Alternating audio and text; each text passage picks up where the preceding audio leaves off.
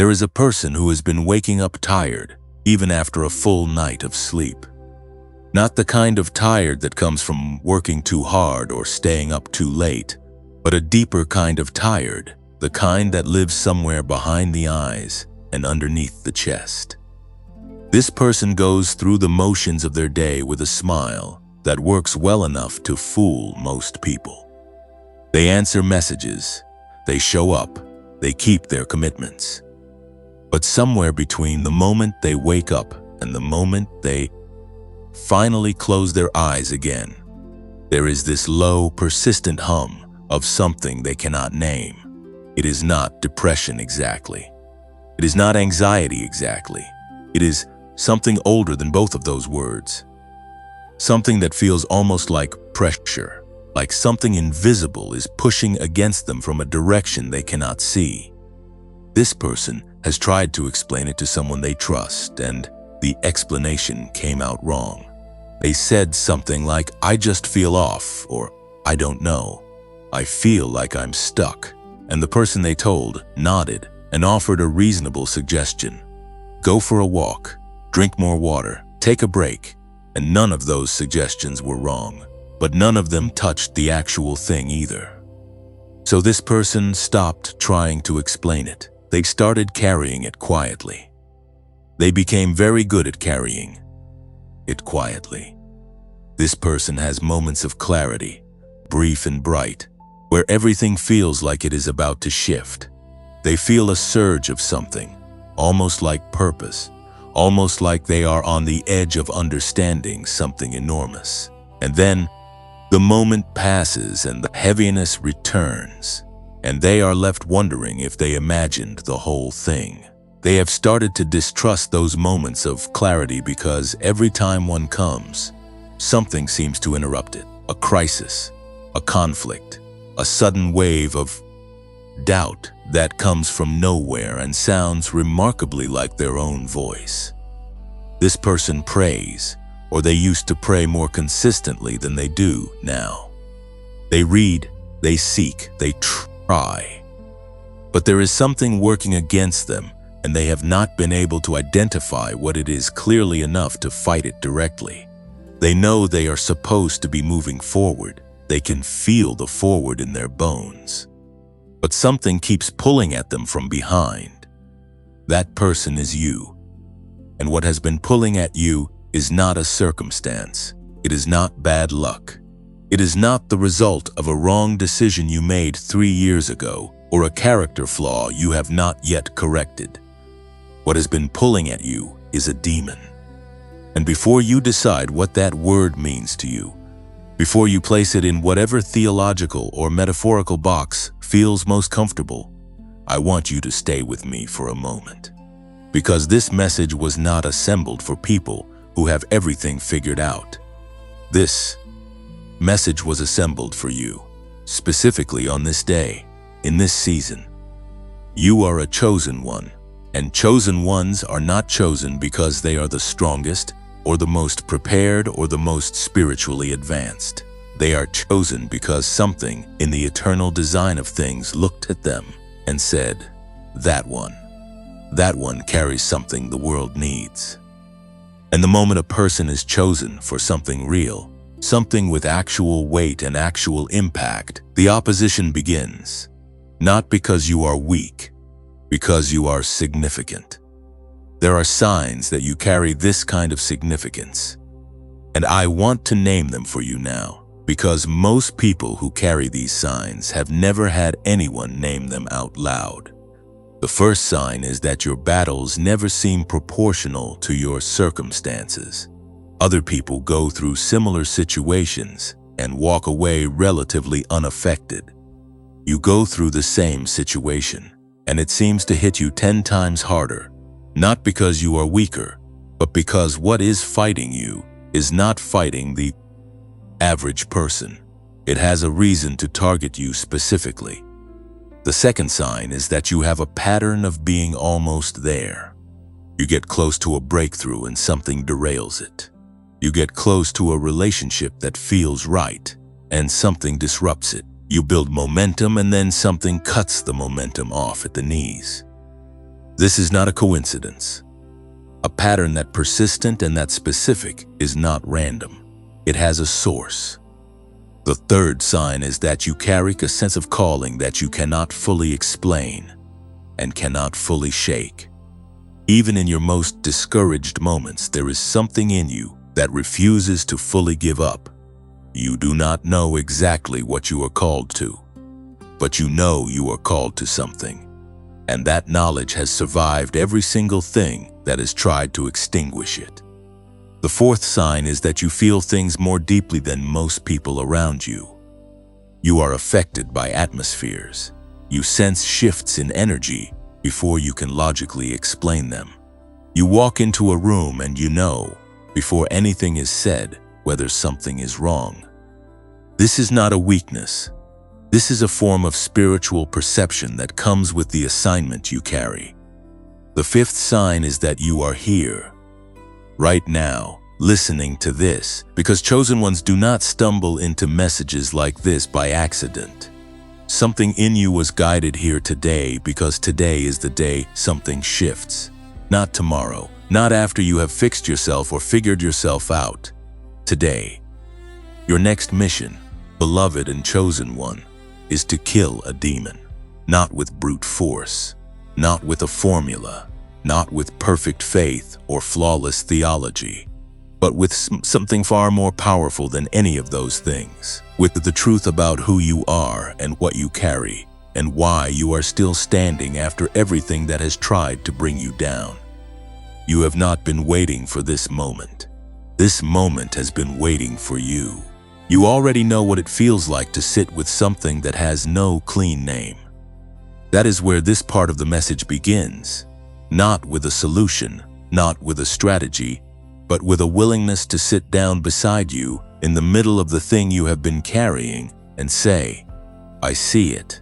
I see what you have been holding, and I want to name it for you, piece by piece, because one of the most powerful things a person can do for a chosen one who is under attack is to simply and clearly say, here is what is happening to you. Here is what it looks like. Here is what it feels like from the inside. And here is what it actually means. Because the enemy of a chosen one does not always announce itself loudly. It does not always arrive as an obvious crisis or a dramatic collapse. More often, it arrives quietly. It arrives as a slow erosion. It arrives as a series of small discouragements that individually seem manageable, but collectively become a weight that is almost impossible to carry. It arrives as a whisper that uses your own voice. And because it uses your own voice, you assume the thoughts are coming from you. You assume the doubts are your doubts. You assume the fatigue is your fatigue. You assume the sense of being stuck is something you are doing to yourself. And so you turn on yourself. You add self-criticism to an already heavy load. You tell yourself you should be further along. You tell yourself that other people are handling their lives better than you are handling yours. You tell yourself that if you just tried harder, believed more, disciplined yourself more consistently, the weight would lift. And when the weight does not lift, you take that as further evidence that something is wrong with you specifically, not with the situation you are in, not with the spiritual battle you are navigating, but with you. This is one of the oldest strategies the enemy uses against chosen ones. It turns your own mind into the battlefield and convinces you that you are the problem.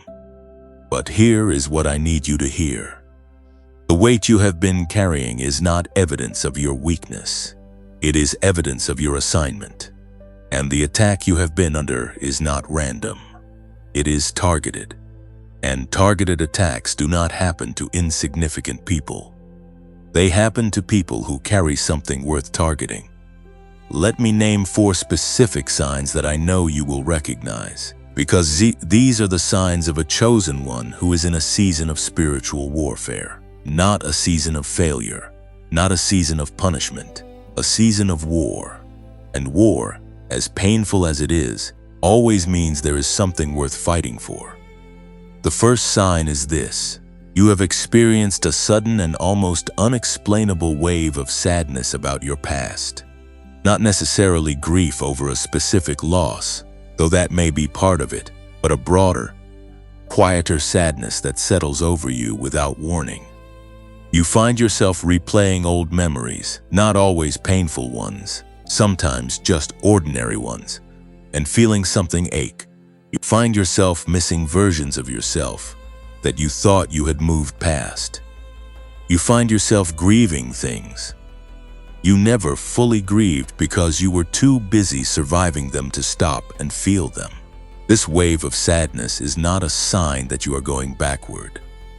It is a sign that something in you is being prepared to let go of a weight it has been carrying for a very long time. The sadness is part of the release. The second sign is that familiar places and people have started to feel strange. Environments that used to feel comfortable now feel too small.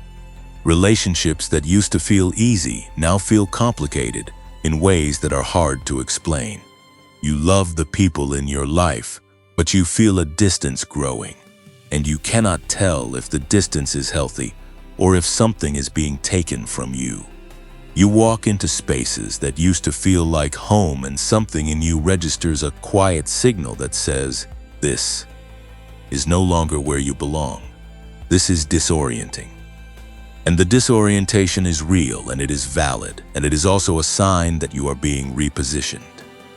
The places and people that feel heavy right now are not necessarily wrong, but you are growing beyond the space they were designed to hold you in. That is not abandonment. That is expansion. The third sign is that you have been having recurring dreams or recurring thoughts about something that is not yet open. A door you cannot get through. An opportunity that seems just out of reach. A conversation that never quite happens. A version of your life that you can see clearly in certain quiet moments but cannot seem to access in your waking hours. These recurring images and thoughts are not your mind taunting you. They are your spirit showing you something real. The door you keep dreaming about is not a symbol of what you cannot have. It is a preview of what is already being prepared for you. The fourth sign is that the same message keeps finding you in different places. A stranger says something that lands strangely in your chest. A song comes on, and the lyrics feel like they were written for your specific situation. A conversation goes in an unexpected direction, and something that is said in passing stops you cold. A video finds you at the exact moment you needed to hear it. This is not coincidence. When the same message appears through multiple different channels, that is not the universe being poetic. That is heaven being intentional. You are receiving a message from multiple directions because what is being communicated is important enough to be confirmed more than once. Now, I want to speak directly to the pain underneath these signs. Because strategy without acknowledgement is hollow, and I refuse to give you a formula before I have sat with you in the actual experience of what you have been going through. You have not been sleeping well. Not consistently. There are nights where sleep comes easily enough but does not feel restful. And there are nights where your mind will not quiet down no matter what you do. In those late hours in the space between wakefulness and sleep, things feel heavier. Old fears surface. Old wounds feel fresh. Old questions come back with a persistence that feels almost cruel. You have learned to function on less rest than you need, and you have become so accustomed to the tiredness that you barely register it anymore. But it is there, and it is taking something from you every single day. You have also been lonelier than you have admitted to most people. Not necessarily because you are isolated, though some of you are, but because there is a particular kind of loneliness that comes from carrying something no one around you quite understands. You can be surrounded by people who love you and still feel fundamentally unseen. in the most important parts of yourself. You can have friends and family and community and still feel like the deepest version of who you are has never been fully witnessed by another human being. That loneliness is real, and it is one of the most common experiences of a chosen one in a season of spiritual battle, because the calling you carry is specific enough that most people around you are not equipped to fully hold it. And you have felt wronged. Maybe not by one dramatic betrayal, though perhaps that too, but by the accumulation of smaller things. Moments where you were overlooked when you should have been seen, doors that closed without explanation, efforts that went unacknowledged, loyalty that was not returned, goodness that was not rewarded in the ways you expected it to be. You have tried not to be bitter about these things. You have done the spiritual work of releasing and forgiving and letting go. But underneath all of that work, there is still a quiet voice that says, "It was not fair," and that voice is right. It was not fair, and you are allowed to acknowledge that without letting it define your next chapter. Here is what I need you to understand about the season you are in. There are two different experiences that look almost identical from the outside, but are entirely different in their meaning. The first is being overlooked. That is when something passes you by because you were not seen, not valued, not considered. The second is being positioned. That is when something passes you by because you are being held in a specific place for a specific reason that is not yet visible to you. Being overlooked is a loss. Being positioned is a preparation. And chosen ones in the middle of their season almost always feel like they are being overlooked when they are actually being positioned. You are not forgotten. You are not invisible to heaven. You are not being punished for something you did or did not do. You are being held in place long enough to become exactly what your next assignment requires you to be. The waiting is not the enemy. The waiting is the workshop. And this is the moment where I want to ask you to do something. Not something complicated. Something small and real. If anything in this message has touched the part of you that has been carrying this alone, if any of these signs felt like someone finally said the thing you have been living but could not find words for, I want you to type the word "ready" in the comments. Just that one word.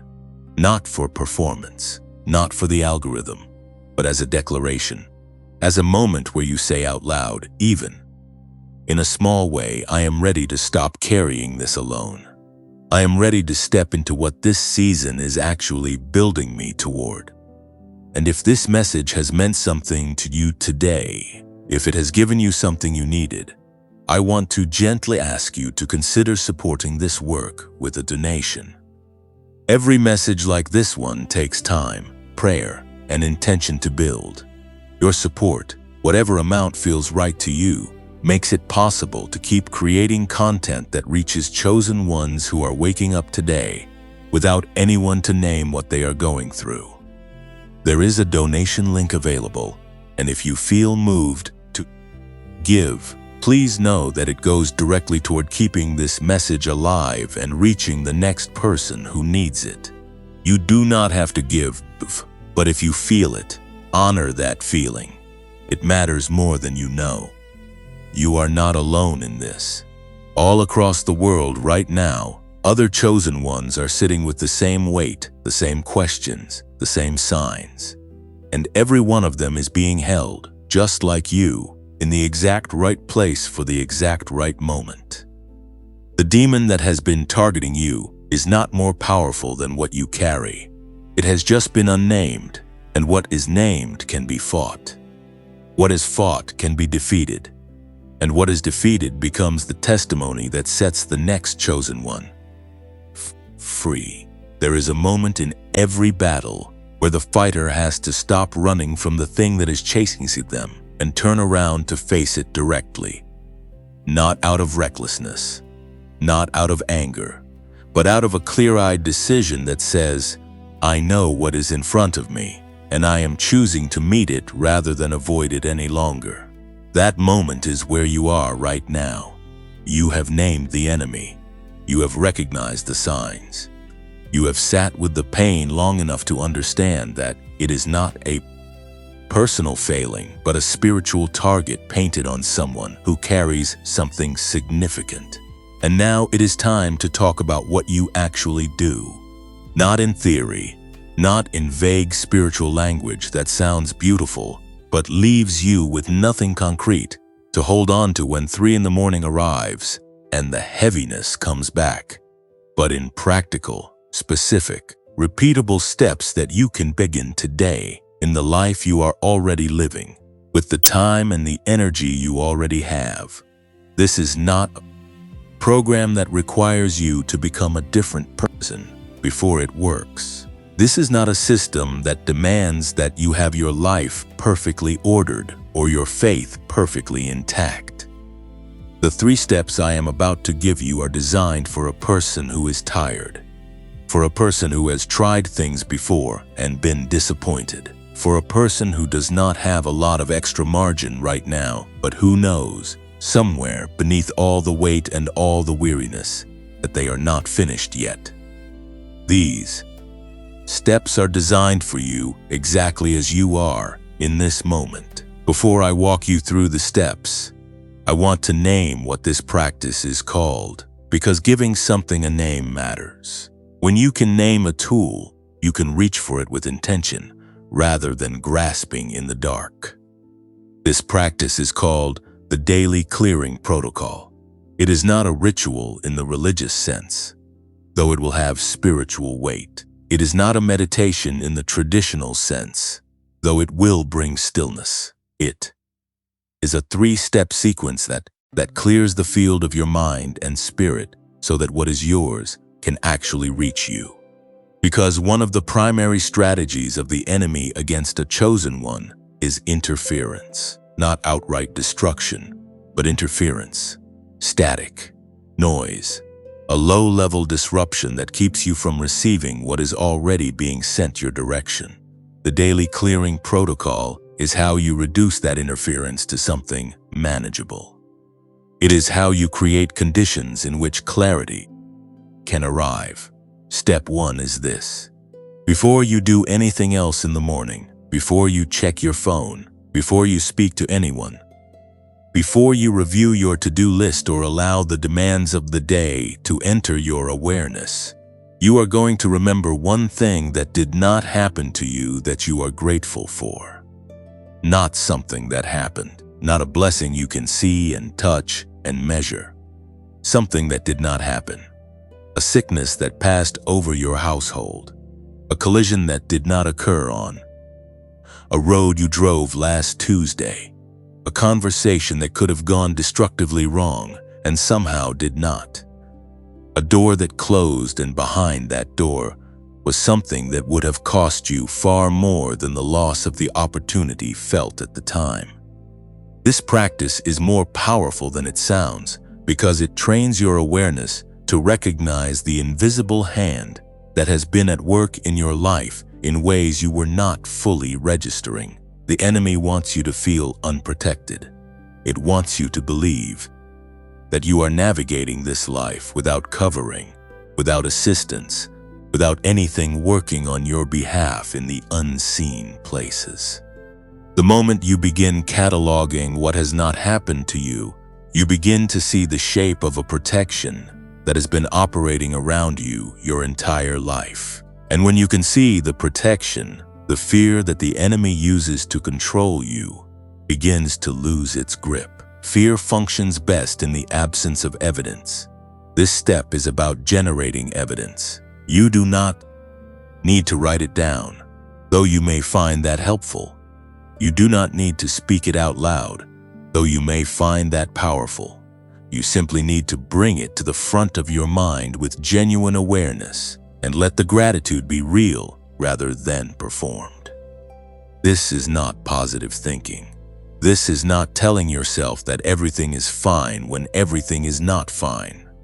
This is a precise and intentional act of spiritual recognition. You are saying, I can see that something has been covering me, and I am choosing to begin this day with that knowledge in the foreground rather than the background. This step takes approximately 2 minutes. Do not rush it. Do not let it become a habit so automatic that it loses its meaning. Every morning it should be a genuine act of searching and finding. Some mornings the thing you are grateful for will come easily.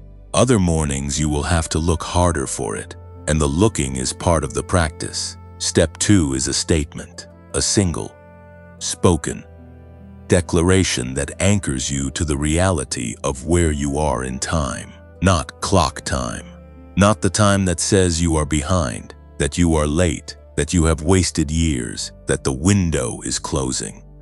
The other kind of time. The kind of time that says there is an appointed moment for everything that belongs to you, and that moment operates on a schedule that is not governed by your anxiety or your impatience or the expectations of the people around you. The declaration is this, and I want you to say it out loud right now if you are in a place where you can do that, and if you cannot say it out loud, say it clearly in your mind with the full weight of your intention behind it. You say, I am not behind. I am not early. I am exactly where the appointed time requires me to be, and what belongs to me is moving toward me right now. That is the statement, those specific words. And the reason the words matter is not because of any magic in the language itself, but because of what the act of speaking them does to your internal orientation. When you say those words with genuine intention, you are making a choice about which story you are going to live inside of today. You are choosing the story that says you are positioned, rather than the story that says you are forgotten. You are choosing the story that says something is in motion rather than the story that says nothing is moving. And the story you choose to live inside of determines, in very practical and measurable ways, what you are able to perceive, what opportunities you are able to recognize, what connections you are able to make, and what actions you are able to take with confidence rather than paralysis. This declaration is not wishful thinking. It is a form of spiritual alignment. You are aligning your conscious awareness with a truth that your spirit already knows, but that the noise of the battle has been obscuring. Speak it every morning after step 1. Speak it again in the middle of the day if the heaviness returns. Speak it at night before you sleep if the old fears come back in the quiet. It is a short statement and it is a precise one, and it is yours to use as many times as you need it. Step 3 is 7 minutes of silence. I want to be specific about what this means and what it does not mean, because the word silence carries a lot of assumptions that I want to clear away before you dismiss this step or overcomplicate it. 7 minutes of silence does not mean an absence of thought. Your mind will produce thoughts during these 7 minutes. That is what minds do. You are not failing the practice if your mind is active. You are not doing it wrong if things surface during the silence that are uncomfortable or distracting. The silence is not about achieving a blank mind.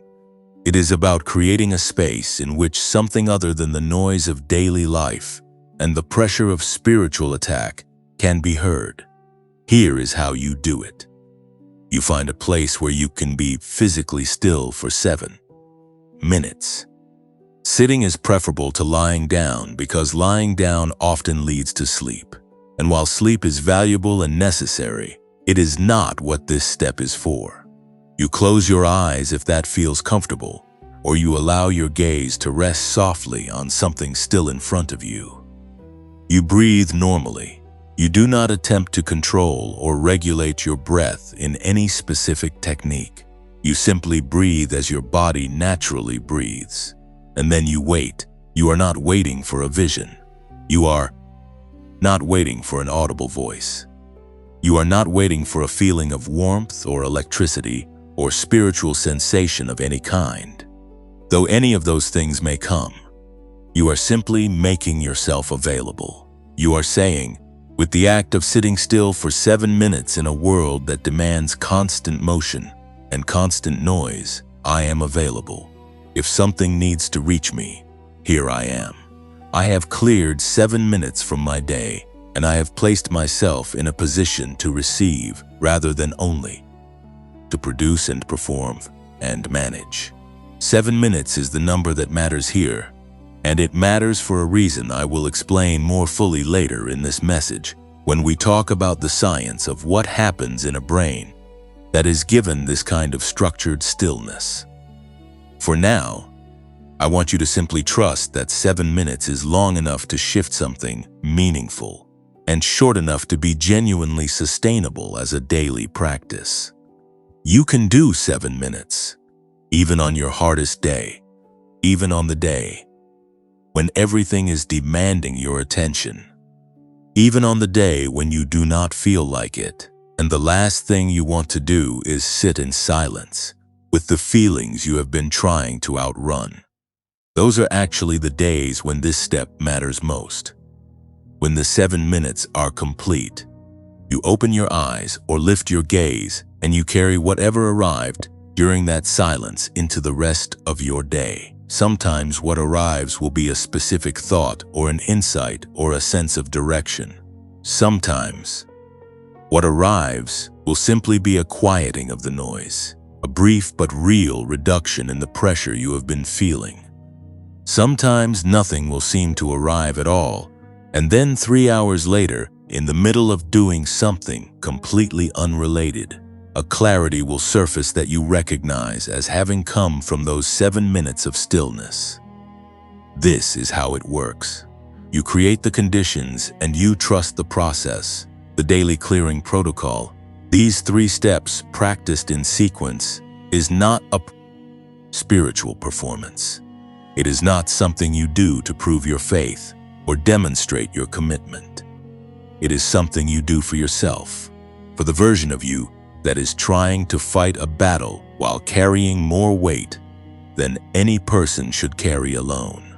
It is something you do because the chosen one that you are deserves to have at least one daily practice that belongs entirely to them, that is not for anyone else, that is not productive in any measurable external sense, but that is quietly and powerfully building something in the interior of your life that will eventually express itself in every area of your life in ways that will surprise you. Start tomorrow morning. Not next week. Not when things calm down. Not when you feel more ready.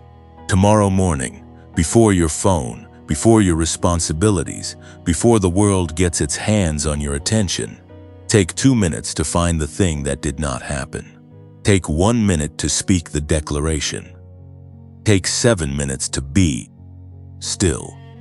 10 minutes total.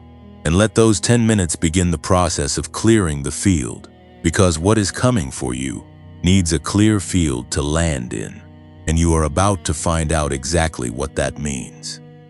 Something happened during those 7 minutes of silence that I want you to understand before we go any further.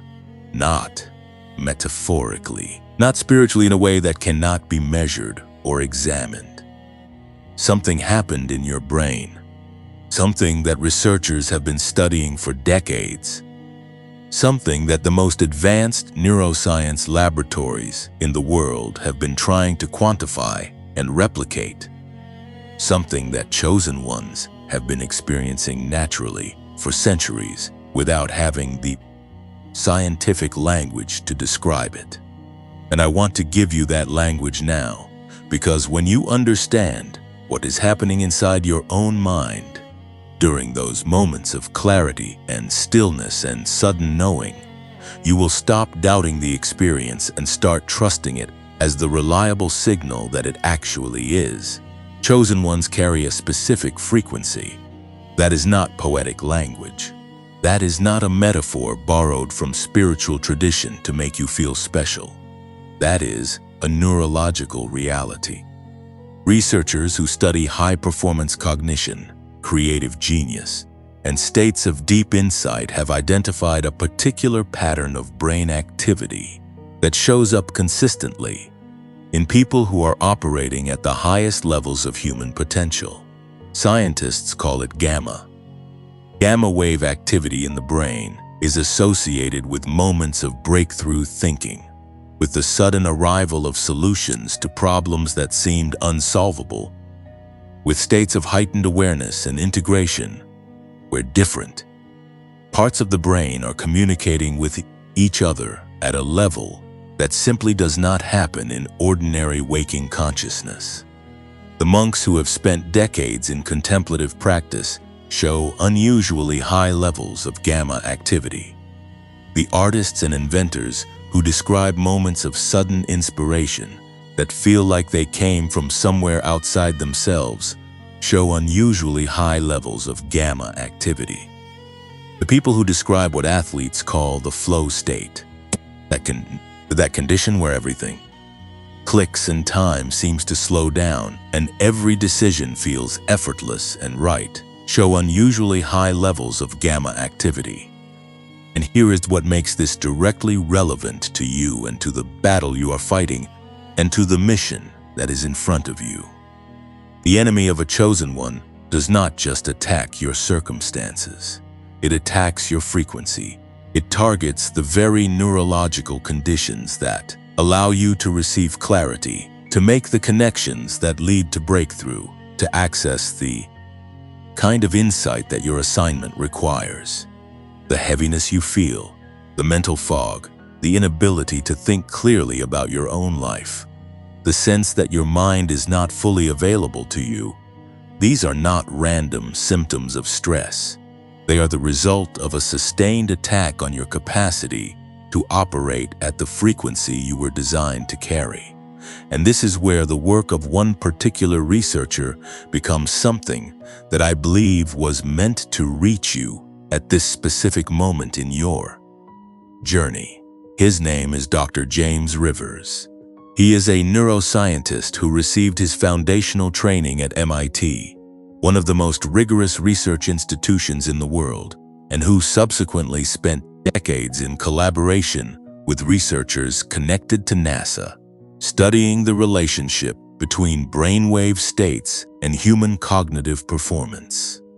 More than 30 years of his professional life have been devoted to a single question, and that question is this: why do some people seem to access extraordinary levels of clarity, creativity, and problem-solving capacity, while others, equally intelligent and equally hard-working, remain stuck in patterns of limitation that they cannot seem to break through, regardless of how much effort they apply? What Dr. Rivers and his research team discovered over the course of those 30 years, and through what has been described as a 3,000 study that tracked the brain activity of thousands of participants across a wide range of demographics and life circumstances, is that the difference is not primarily one of intelligence or discipline or even opportunity. The difference is frequency. Specifically, the difference is in the degree to which a person's brain is able to access and sustain the theta and gamma wave states that are associated with deep learning, creative insight, intuitive knowing, and high-level cognitive integration. Theta waves, which operate at a frequency of between 4 and 8 cycles per second, are the waves that children produce almost continuously during their early years. This is why children learn so rapidly and so effortlessly. This is why a 4-year-old can absorb a new language with a fluency that takes an adult years of dedicated study to approximate. The brain in theta state is a brain that is open, receptive, and capable of making connections at a speed and depth that ordinary waking consciousness simply cannot match. Theta is also the state associated with intuition, with creative flow, with the kind of dreaming that produces real insight rather than just neural noise. It is the state that meditators spend years trying to reliably access. And it is the state that most adults have largely lost the ability to enter easily, not because something is wrong with them, but because the demands and stresses and constant stimulation of modern life have trained the brain out of it. Gamma waves, operating at frequencies above 30 cycles per second, are what Dr. Rivers and his colleagues came to call the genius state. These are the waves present during moments of sudden integration and breakthrough. The eureka moment that arrives in the shower. The solution that surfaces in the middle of the night. The sudden clarity about a relationship or a decision or a direction that comes from nowhere and feels absolutely certain. Gamma is the state of the fully switched-on brain. The brain that is firing across multiple regions simultaneously in a pattern of coordinated activity that produces something qualitatively different from ordinary thinking. What the research showed is that it is possible to guide the brain into both of these states through sound.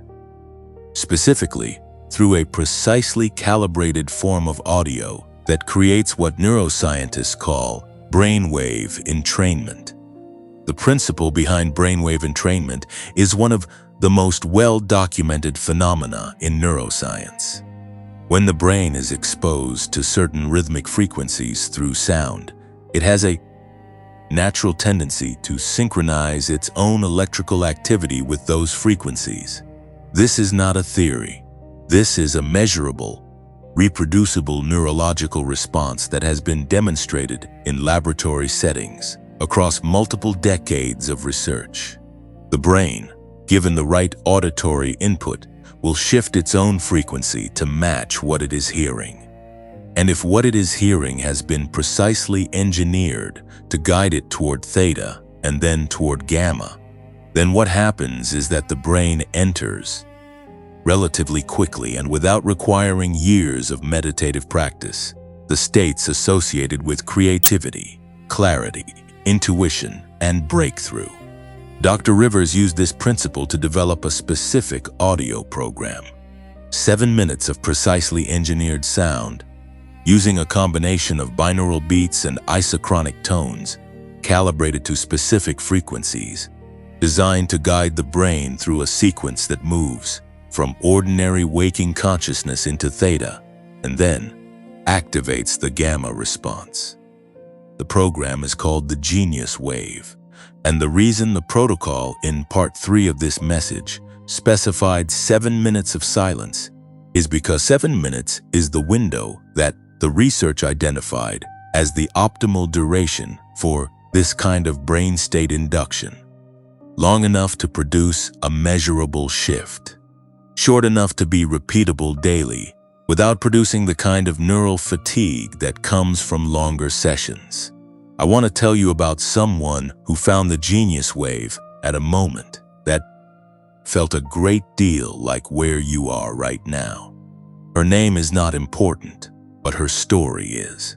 She had been running her own small business for several years, working harder than almost anyone she knew, and watching opportunities that seemed perfectly suited to her either fall through at the last moment or go to someone else.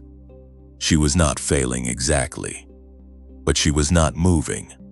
She felt like she was pushing against something invisible and exhausting herself in the process. A friend mentioned the genius wave to her almost in passing. She was skeptical, genuinely skeptical, because she had tried things before and been disappointed. But she was also tired enough to try one more thing. She listened every morning for 7 minutes for 3 weeks. At the end of those 3 weeks, she told the person who had recommended it to her that something had shifted in the way her mind was working. Not dramatically, not overnight, but she described it as the fog lifting. She said it felt like her thinking had become cleaner, like the signal was coming through more clearly than it had in years. 2 months later, she had landed the largest contract of her career, not by doing anything dramatically different externally, but by being able to think clearly enough to recognize and act on an opportunity. that she would previously have second-guessed herself out of. I know that some of you are listening to this right now and thinking that $39 is not nothing. And you are right, it is not nothing. For some of you, that amount represents a real decision, a genuine stretch, something you have to think about rather than simply do without consideration. That feeling is valid. I am not here to minimize it or dismiss it or tell you that if your faith were stronger, you would not hesitate. Your hesitation is reasonable. But I want to offer you a perspective on that $39 that I think is worth sitting with for a moment. You have already spent more than $39 in time and energy and lost opportunity on the cost of operating at a fraction of the mental clarity you are designed to carry. The fog costs money. The inability to think clearly about your own life costs money. The missed connections and the second-guessed decisions and the breakthrough that keeps arriving almost and then slipping away, all of that has a price, and that price is almost certainly higher than $39. The Genius Wave is normally priced at $49.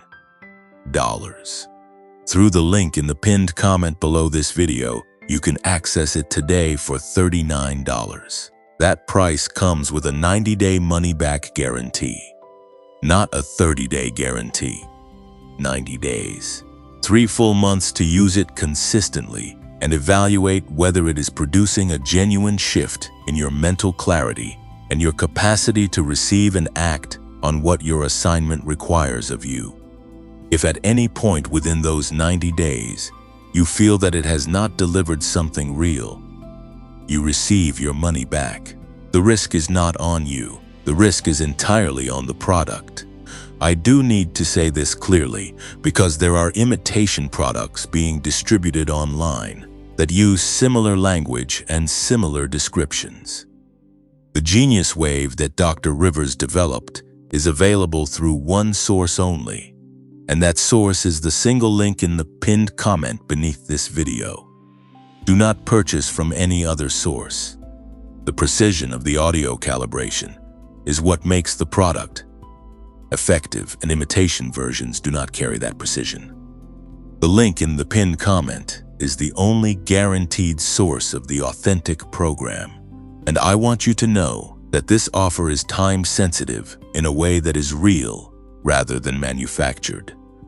The pricing available through the pinned link is a limited offer, and the number of units available at this price point is not unlimited.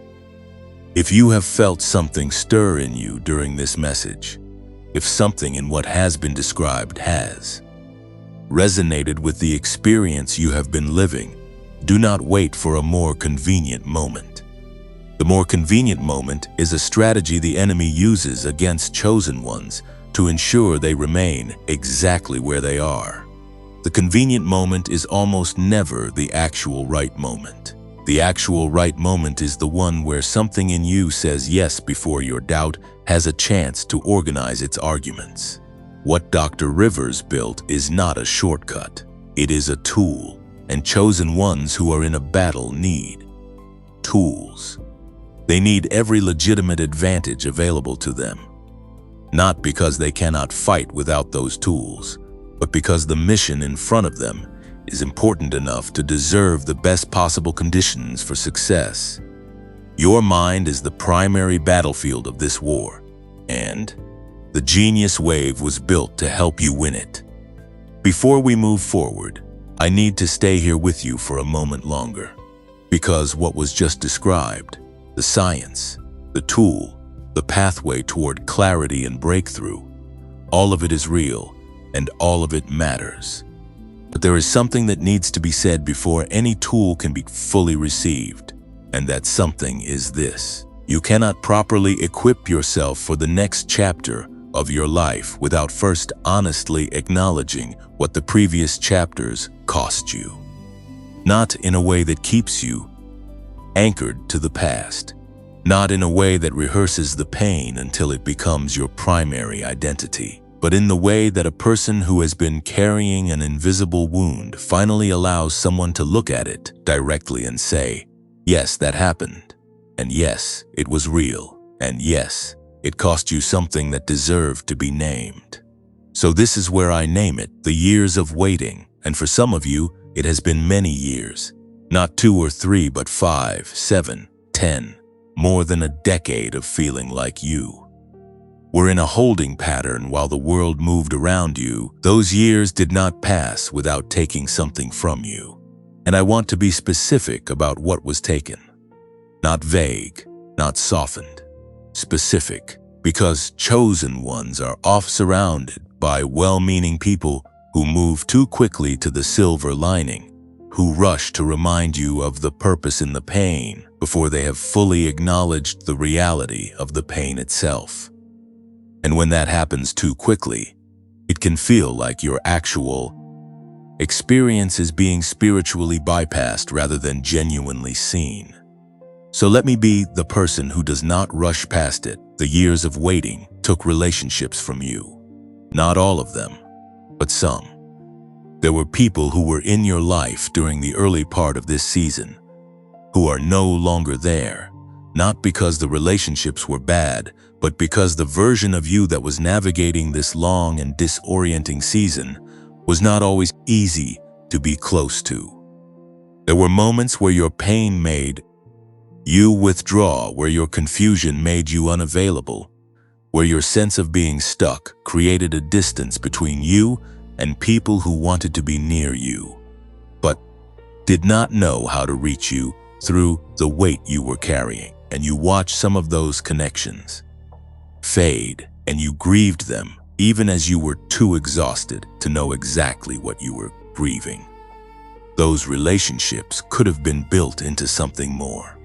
They deserved more time and more of your presence than the season allowed you to give them. That is a real loss, and it is allowed to be named as a real loss. The years of waiting also took something from your career. Not your potential, that is still entirely intact, but the forward momentum that you deserved to have by now. There were opportunities that came during this season that you were not positioned to fully receive, because the weight you were carrying was affecting your clarity and your confidence and your capacity to show up at the level that those opportunities required. There were versions of your professional life that could have been further along by now. Not because you lacked the talent or the work ethic, but because the sustained spiritual attack on your frequency was costing you the mental clarity that your gifts required in order to fully express themselves. You have been operating at a fraction of your actual capacity for a long time, and the gap between what you have produced and what you were capable of producing is not a reflection of your limitations. It is a record of the cost of the battle you have been fighting. The years of waiting took your freedom to speak your biggest dreams out loud. At some point in this season, you learned to keep the largest and most significant parts of your vision to yourself.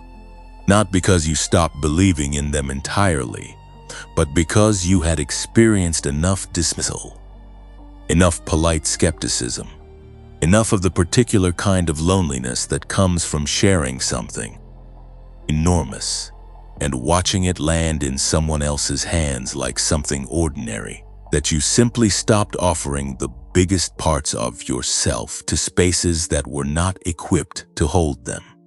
You learned to speak in smaller terms, to describe smaller versions of what you actually see for your life.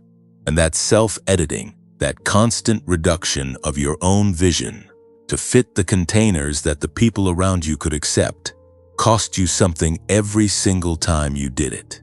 It cost you a piece of the confidence that a chosen one needs in order to move toward their assignment without constantly apologizing for the size of it. And the years of waiting took, perhaps most painfully of all, your faith in yourself. Not your faith in something higher, though that has been tested too, but your faith in your own perception, in your own instincts, in the validity of your own experience. Because when you are in a long season of waiting and things are not moving, and the demon is working consistently to create the impression that you are the problem, you begin to doubt the very faculties that you need in order to navigate your own life. You begin to second-guess what you feel. You begin to distrust what you know. You begin to outsource your own inner knowing to other people whose opinions are carrying more external credibility than yours does in this season. Not because they are wiser than you, but because the attack has been so sustained that you no longer fully trust the signal. Coming from inside yourself, that is what was taken. And I am not going to rush past it.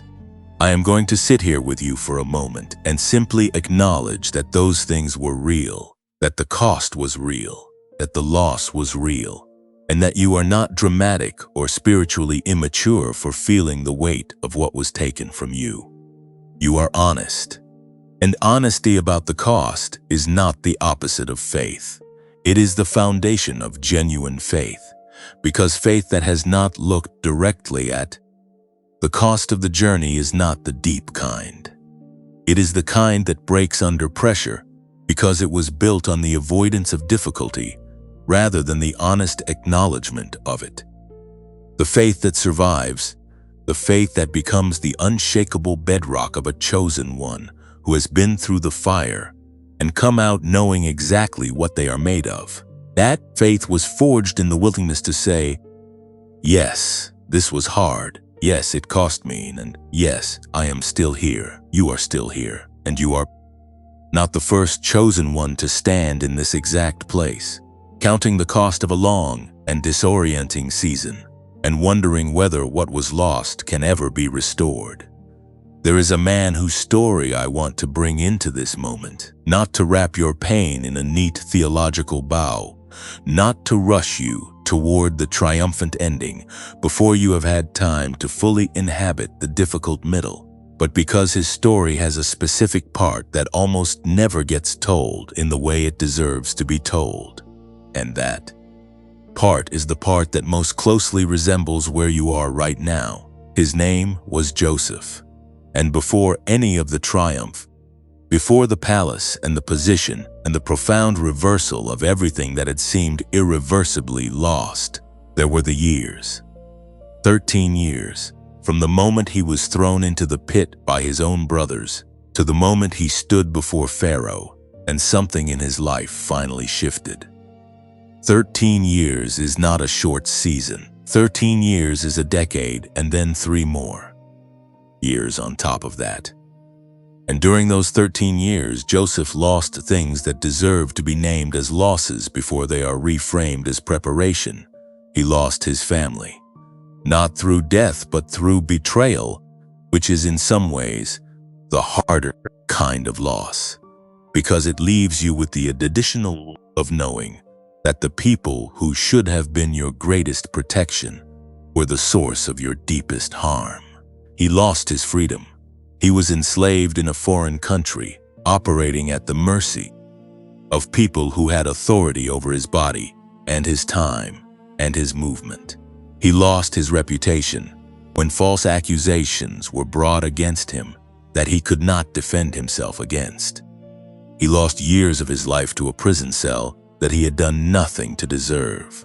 And through all of that loss, through all of those accumulated years of things being taken that had no business being taken from a person of his character and his gifts and his calling, there is no record that anyone sat beside him and said, I see what this is costing you, and it is real, and you are allowed to grieve it.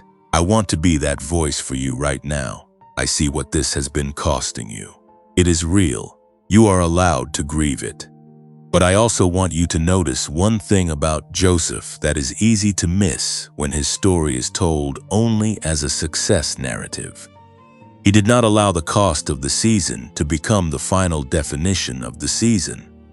He held on to something through every single thing that was taken from him. Not a theological formula, not a spiritual performance, something quieter and more stubborn than either of those things. He held on to the knowing that he was still himself, that the gifts he carried did not leave him when his circumstances became terrible, that the frequency he operated on did not disappear when the people around him tried to redefine who he was by the position they had forced him into. You are still yourself. Everything that has been taken from you in this season has not taken that. The gifts are still there. The frequency is still there. The calling is still there. Muted, perhaps.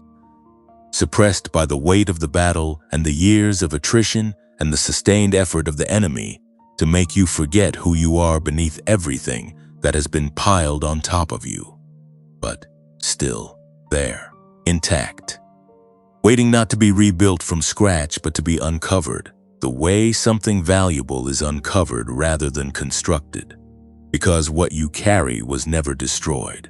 It was simply buried, and what is buried can be brought back to the surface. What was taken from you during this season is not gone permanently. Relationships will be restored in new forms. Momentum will return with a force that surprises you.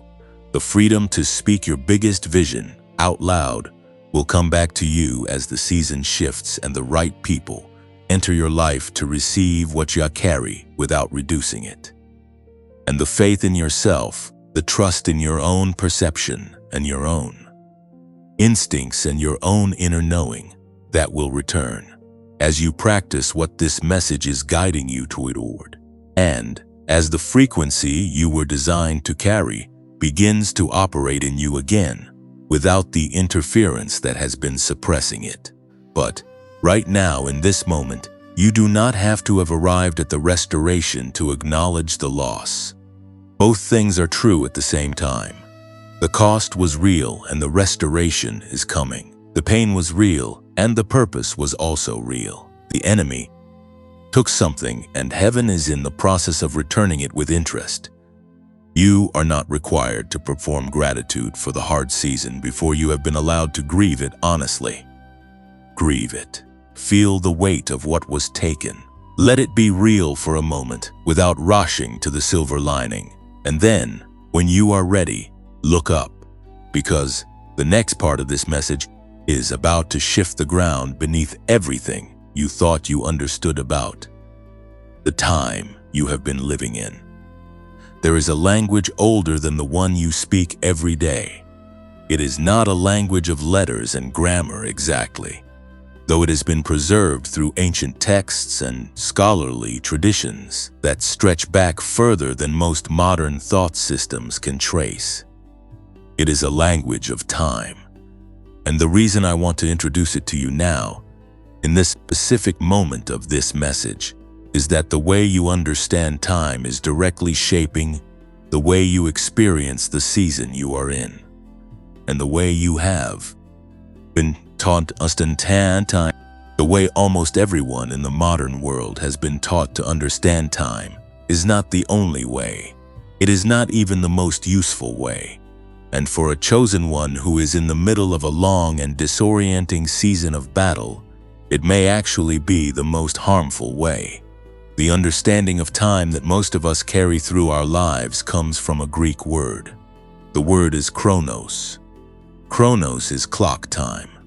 It is the time that moves in a straight line from past to present to future at a steady and indifferent pace. It is the time that your phone measures. It is the time that your calendar organizes. It is the time that your culture uses to evaluate whether you are on schedule, whether you are ahead or behind, whether you have done enough with the years that have been allocated to you so far. Chronos is the time that says you are 35 and you should have accomplished this by now. Chronos is the time that says 5 years have passed and nothing has changed. Chronos is the time that the enemy uses most effectively against chosen ones. Because when you measure your journey through the lens of Chronos, the waiting always looks like failure. The delay always looks like evidence of something gone wrong.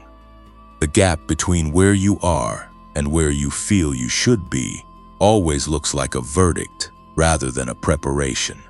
But there is another Greek word for time, and this word changes everything when you truly understand what it means and allow it to reframe the season you are standing in. The word is kairos. Kairos does not mean a quantity of time. It does not mean a duration or a measure or a sequence. Kairos means the right moment, the appointed moment, the moment that is qualitatively different from every other moment because it carries within it the precise convergence of conditions that makes a particular thing not just possible, but inevitable. Kairos is the moment that cannot be rushed and cannot be delayed because it is not governed by the clock. It is governed by a readiness, a ripeness, a convergence of circumstances and preparation and divine intention that arrives exactly when the conditions for it have been fully assembled. And here is what this means for you specifically. In the life you are living right now, in the battle you have been fighting, in the years of waiting that have felt like Chronos dragging on without mercy. You have been measuring your journey in Chronos. You have been counting the years and the months and comparing the timeline of your life to a schedule that was never the actual operating schedule of your assignment. You have been standing in a Kairos season and trying to evaluate it with a Chronos ruler. And of course it has looked like you are behind. Of course it has looked like something has gone wrong, because Kairos does not fit on a Chronos ruler. The appointed moment cannot be measured in calendar years. The convergence that is coming for you cannot be located on a timeline, because it is not a point on a line.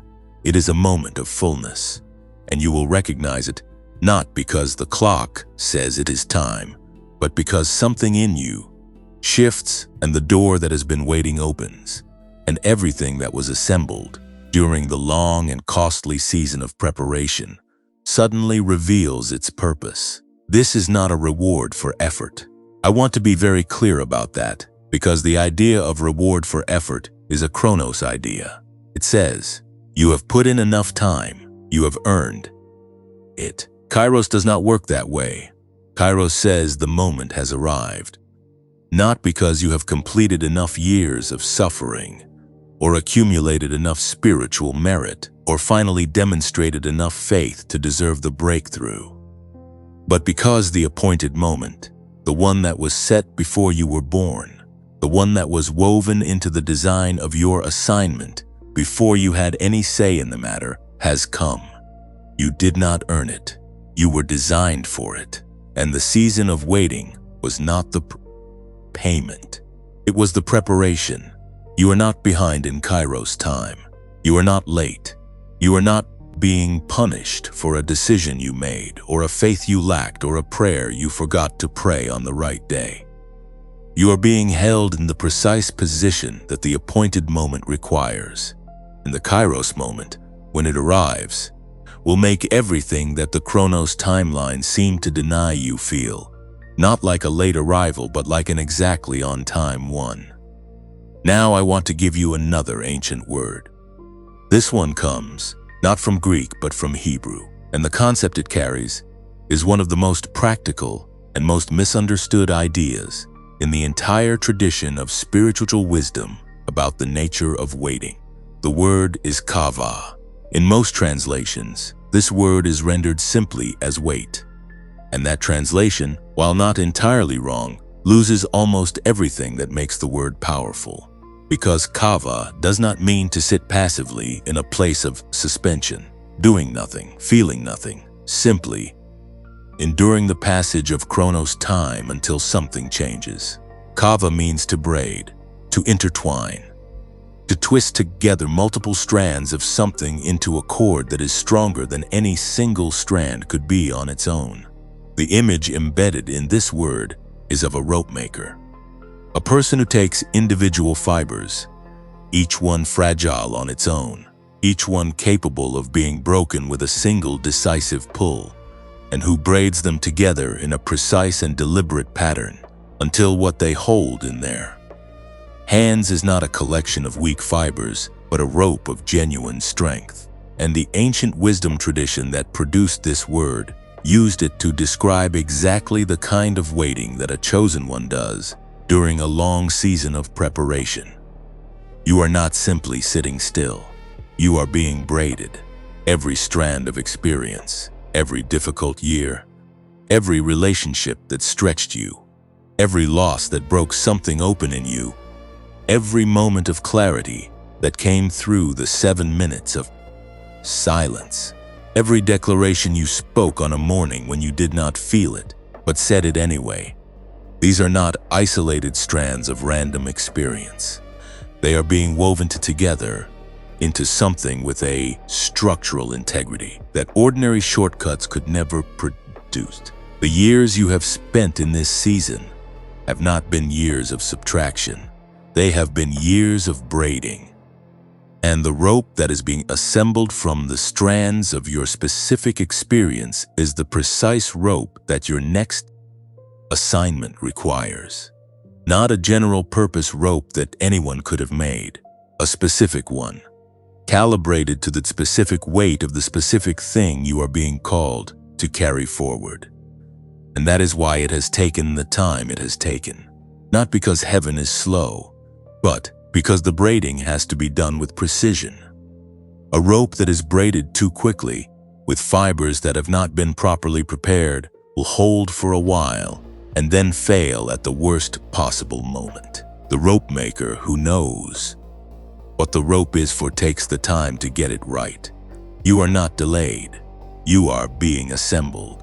And now I want to bring you to the concept that I believe is the most important one for this exact moment of this exact message.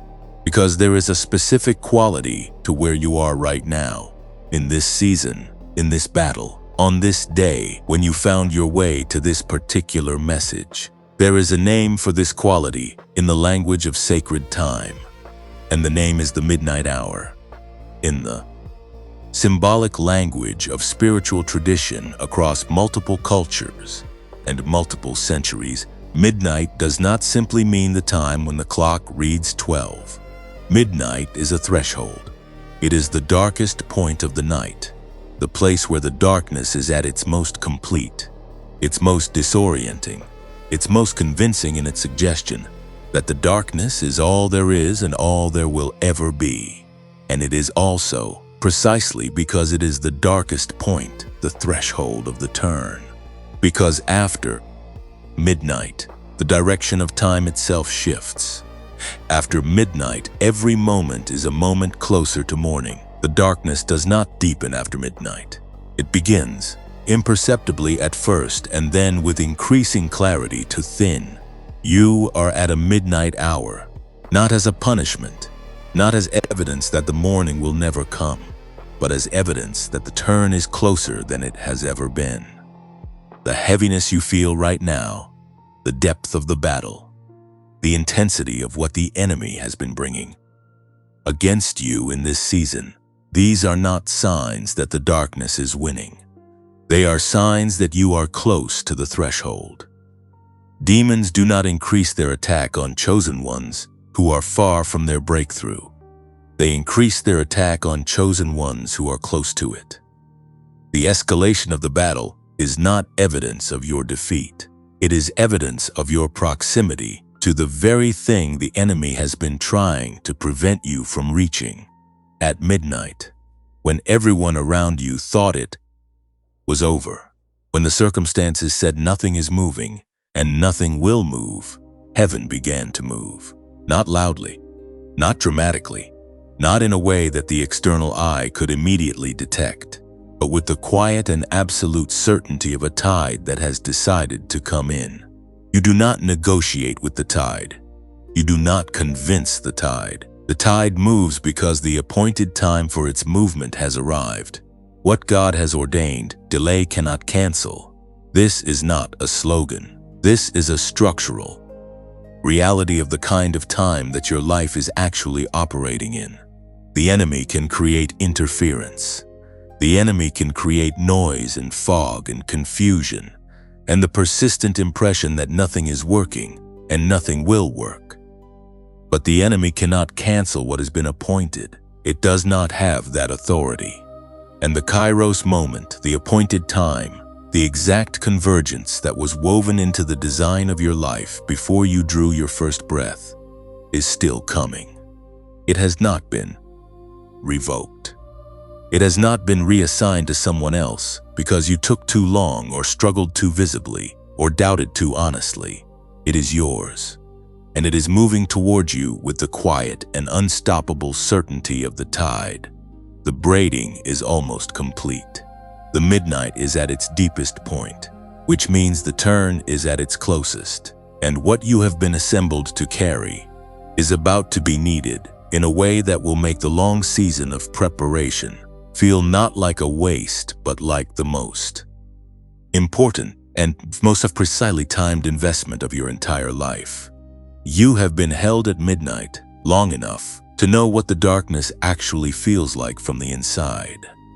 And that knowing, that first-hand, intimate familiarity with the midnight experience is part of what makes you exactly the right person for the assignment that is waiting on the other side of this threshold. You cannot lead people through a midnight you have never inhabited, and you have inhabited this one fully. Every difficult hour of it. The morning is not coming. It is already arriving. Something is shifting underneath the surface of your life right now. And I want you to know that what you are feeling is not your imagination. That quiet internal stirring, that sense that something is on the edge of moving, that restlessness that feels different from the restlessness of the long waiting season. Because this one has a direction to it, a forward lean rather than a circular spin. That is real. That is not wishful thinking. That is not the mind of a desperate person manufacturing hope out of nothing. That is the sensation of a chosen one standing at the edge of their Kairos moment, close enough to feel the atmospheric change that precedes a genuine shift, close enough that the enemy has escalated its efforts to convince you that what you are feeling is not real and that you should not trust it. Trust it. I want to be specific with you about what is coming, not in vague spiritual language that could mean anything and therefore commits to nothing, in specific, concrete, recognizable terms. Because part of what the enemy has used against you in this long season is the fog of vagueness, the inability to see clearly enough what is ahead to take the next step with genuine confidence. And one of the things this message is designed to do is cut through that fog and give you something clear enough to hold on to as the shift begins to accelerate. There are 3 specific areas of your life that are about to move. Not eventually, not someday when circumstances align, but in this season, in the coming weeks and months, as the frequency you carry begins to operate without the interference that has been suppressing it. And I want to describe each of these areas in enough detail that when the movement begins, you will recognize it for what it is rather than second-guessing it back into stillness. The first area is your relationships. And what is about to happen in your relational world is something that will feel disorienting before it feels liberating. So I want to prepare you for the disorientation rather than let it catch you off guard. Some people who are currently in your life are going to begin to drift away. Not dramatically, not with conflict or confrontation in most cases, but with a quiet and natural separation that feels like the tide going out. Connections that used to feel easy will start to feel effortful. Conversations that used to flow will start to feel strained. The things you used to have in common will start to feel like they belong to a version of yourself that you are in the process of outgrowing. And this is going to hurt, even when you understand intellectually that it is part of the repositioning. Even when you can see that these relationships served a genuine purpose in the season you are leaving, the actual lived experience of feeling distance grow. between yourself and people you have history with is genuinely painful. Do not let anyone rush you past that pain. Feel it fully, grieve the distance honestly, and then let it go. Because simultaneously, and this is the part that will surprise you with its precision and its timing, new people are going to begin appearing in your life. Not randomly, not the way acquaintances come and go in ordinary seasons, but with a quality of fit that will feel almost uncanny. People who speak the language of what you carry without needing it explained. People who immediately see the version of you that has been buried under the weight of this season, rather than the reduced version you have learned to present to the world. People whose presence does not drain you, but restores you. People who are carrying pieces of the assignment that are complementary to what you carry, and who arrive exactly when the collaboration between your gifts and theirs becomes necessary for the next stage of what you are being built toward. These people will not announce themselves with fanfare. They will arrive in ordinary ways. A conversation that goes unexpectedly deep. An introduction that feels too precise to be coincidental. A reconnection with someone from your past, who has been on their own journey of preparation and who resurfaces at exactly the moment when both of you are ready for what the relationship can now become. Pay attention to these arrivals. Do not dismiss them as small or ordinary because of the ordinary way in which they appear. Some of the most significant relational connections of your life are going to find you in the coming season, in ways that look like coincidence, but carry the fingerprints of something far more intentional. The second area that is about to move is your sense of purpose. And what is about to happen here is something that chosen ones who have been in a long season of confusion about their calling often describe afterward as the most quietly dramatic moment of their entire journey. The question that has been haunting you, the question of what you are supposed to be doing, what your specific contribution to the world is supposed to look like, what the assignment actually is in practical and livable terms. That question is going to begin answering itself, not all at once, not in a single moment of blinding revelation that hands you a complete and detailed blueprint, but in a series of small, clear, undeniable steps, one step at a time, each one visible only after the previous one has been taken. The first step is probably already visible to you if you are willing to look at it without immediately questioning whether it is significant enough, or clear enough, or aligned enough with the grandest version of what you think your calling should look like. Chosen ones frequently miss the first step of their next assignment because they are looking for something large and obvious, while the actual first step is something quiet and specific and deceptively simple. It might be a conversation you know you need to have. It might be a skill you know you need to develop. It might be something you need to stop doing in order to create space for what is trying to come. It might be a creative project that has been sitting in the back of your mind for months or years that something in you keeps returning to, despite every logical reason to set it aside. Whatever that quiet and specific thing is, that is the step. Not the whole staircase, just the step. And the invitation of this season is to take that one step with the full weight of your intention and your courage, and your willingness to trust what you feel rather than only what you can logically justify. Because purpose does not reveal itself in full before you begin moving. It reveals itself in response to movement. The map appears under your feet as you walk, not before. The third area that is about to move is your resources and your opportunities. And I want to describe what this shift looks like in practical terms, because it is different from what most people expect when they hear that prosperity is coming. They expect it to look like winning, like something being handed to them in a dramatic and obvious way. But what actually happens when a chosen one moves out of the interference season and into the frequency they were designed to carry is subtler and more profound than winning. It looks like recognition. It looks like things that were previously invisible to you suddenly becoming visible. Opportunities that were always present, but that the fog of the long season was preventing you from perceiving, clearly suddenly coming into focus with a sharpness that feels like your eyes have been given a new prescription. You are not going to have to fight for what belongs to you in the coming season the way you have been fighting for it up until now. The fighting has been exhausting, and the exhaustion has been real, and the effort you have put in deserves to be honored.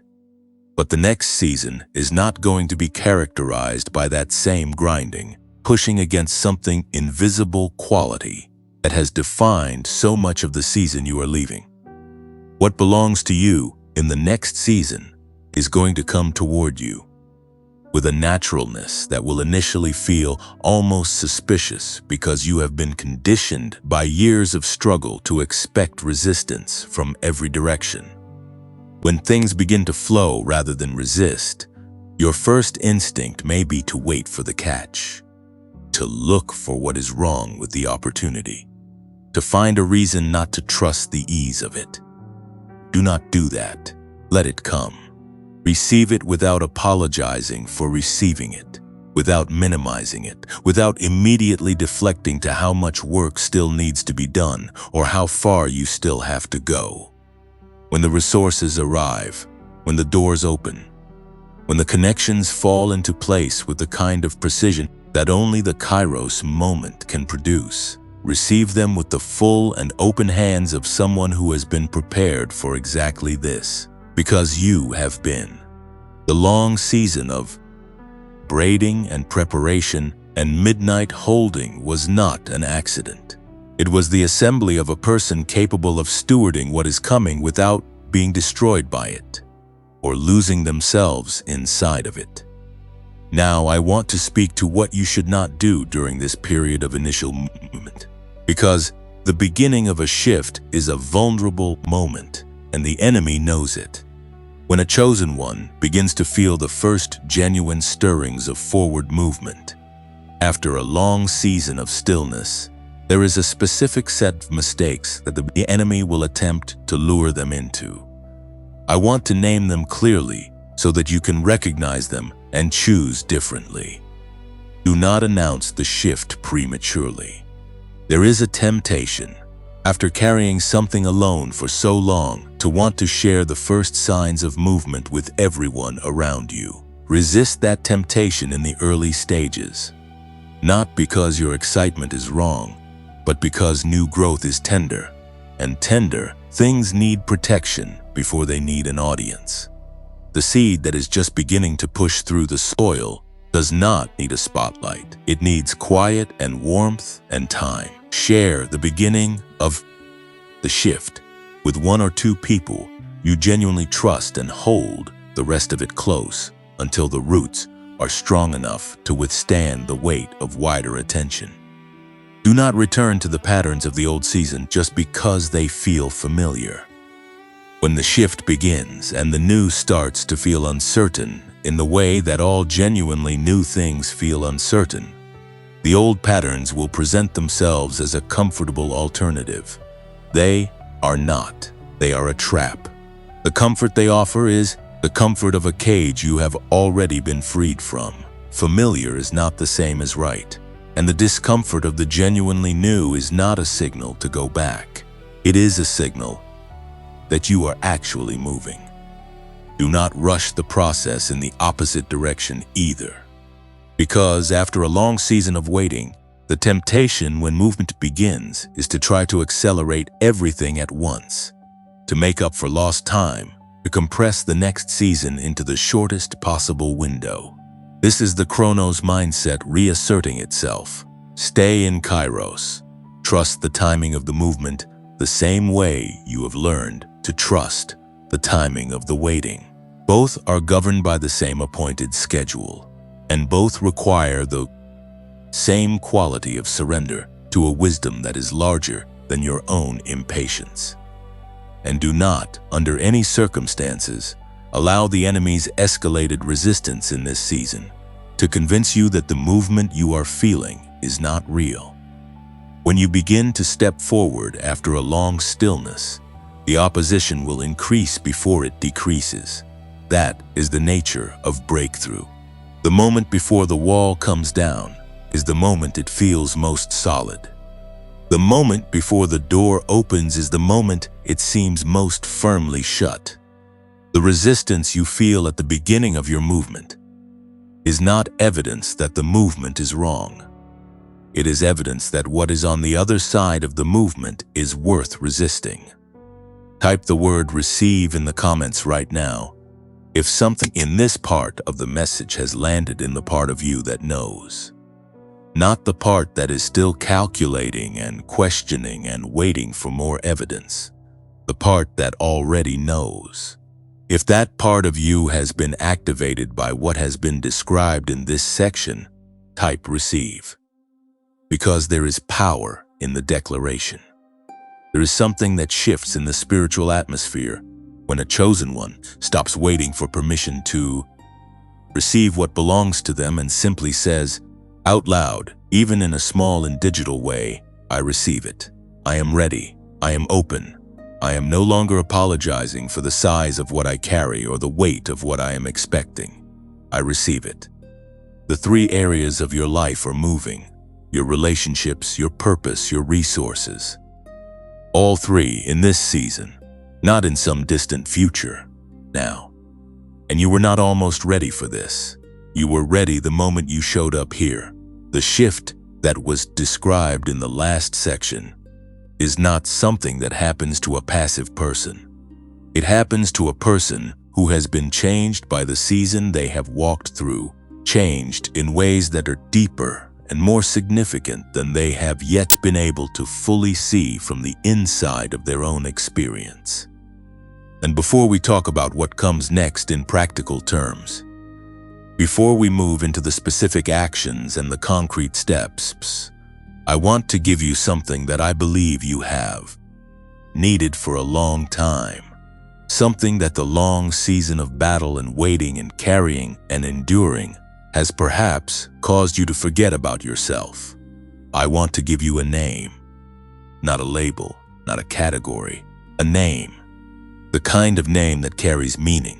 The kind of name that, when you hear it applied to yourself, something in you goes quiet in the best possible way, because it recognizes itself. Because one of the things that a long season of spiritual warfare does to a chosen one is strip away their vocabulary for their own identity. You know what you have been through. You know what you have survived. But you may not have the words yet for what the surviving has made. You. And a chosen one who does not have words for what they have become is a chosen one who will consistently undersell themselves to the world and to themselves in ways that limit the full expression of their assignment. So I want to name you today, and the name I want to give you is this: you are a chain breaker. Let me tell you what that means, specifically and without vagueness, because this name deserves a full explanation rather than a passing reference. A chain breaker is not simply someone who escaped a difficult situation.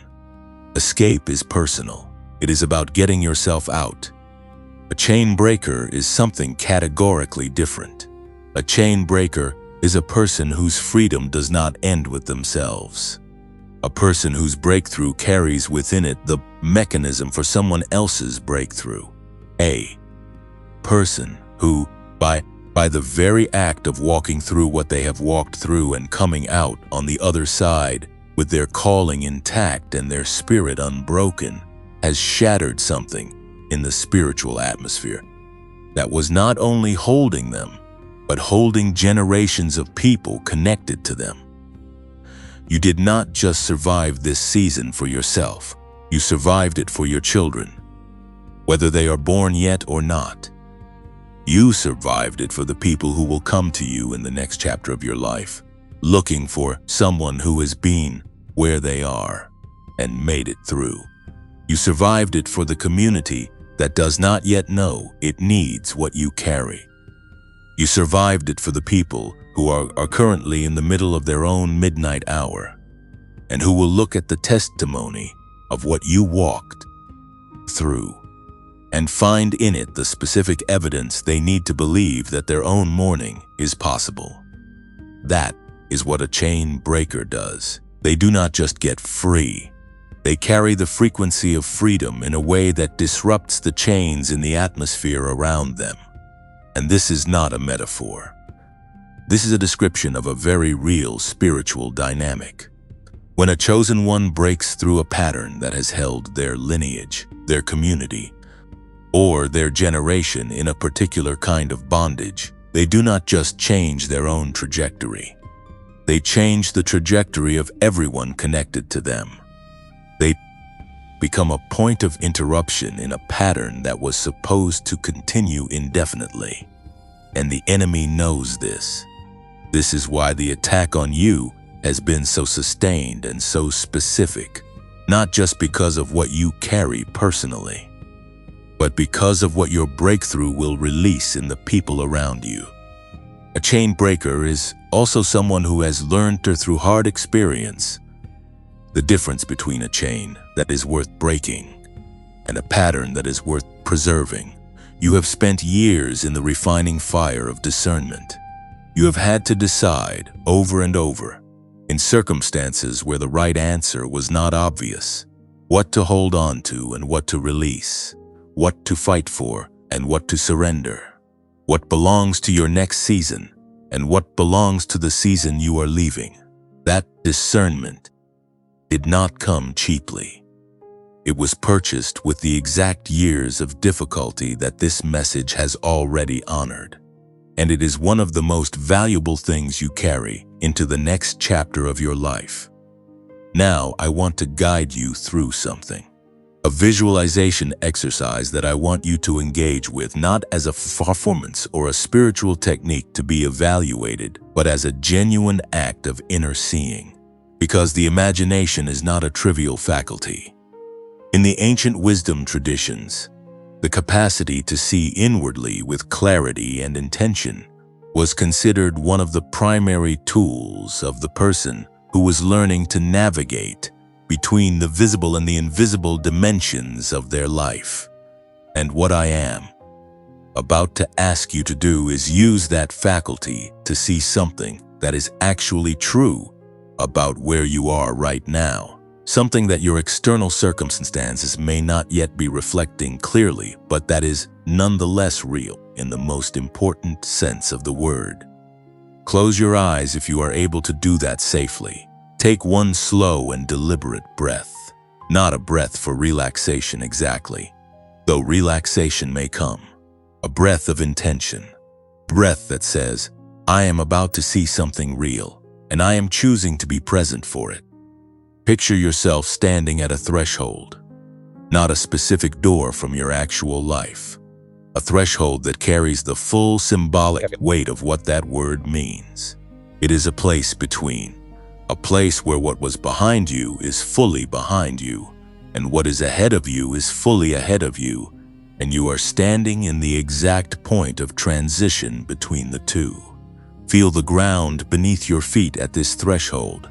It is solid. Whatever else is uncertain in this moment, the ground beneath you is solid. You are not falling. You are not suspended in mid-air. You are standing on something real.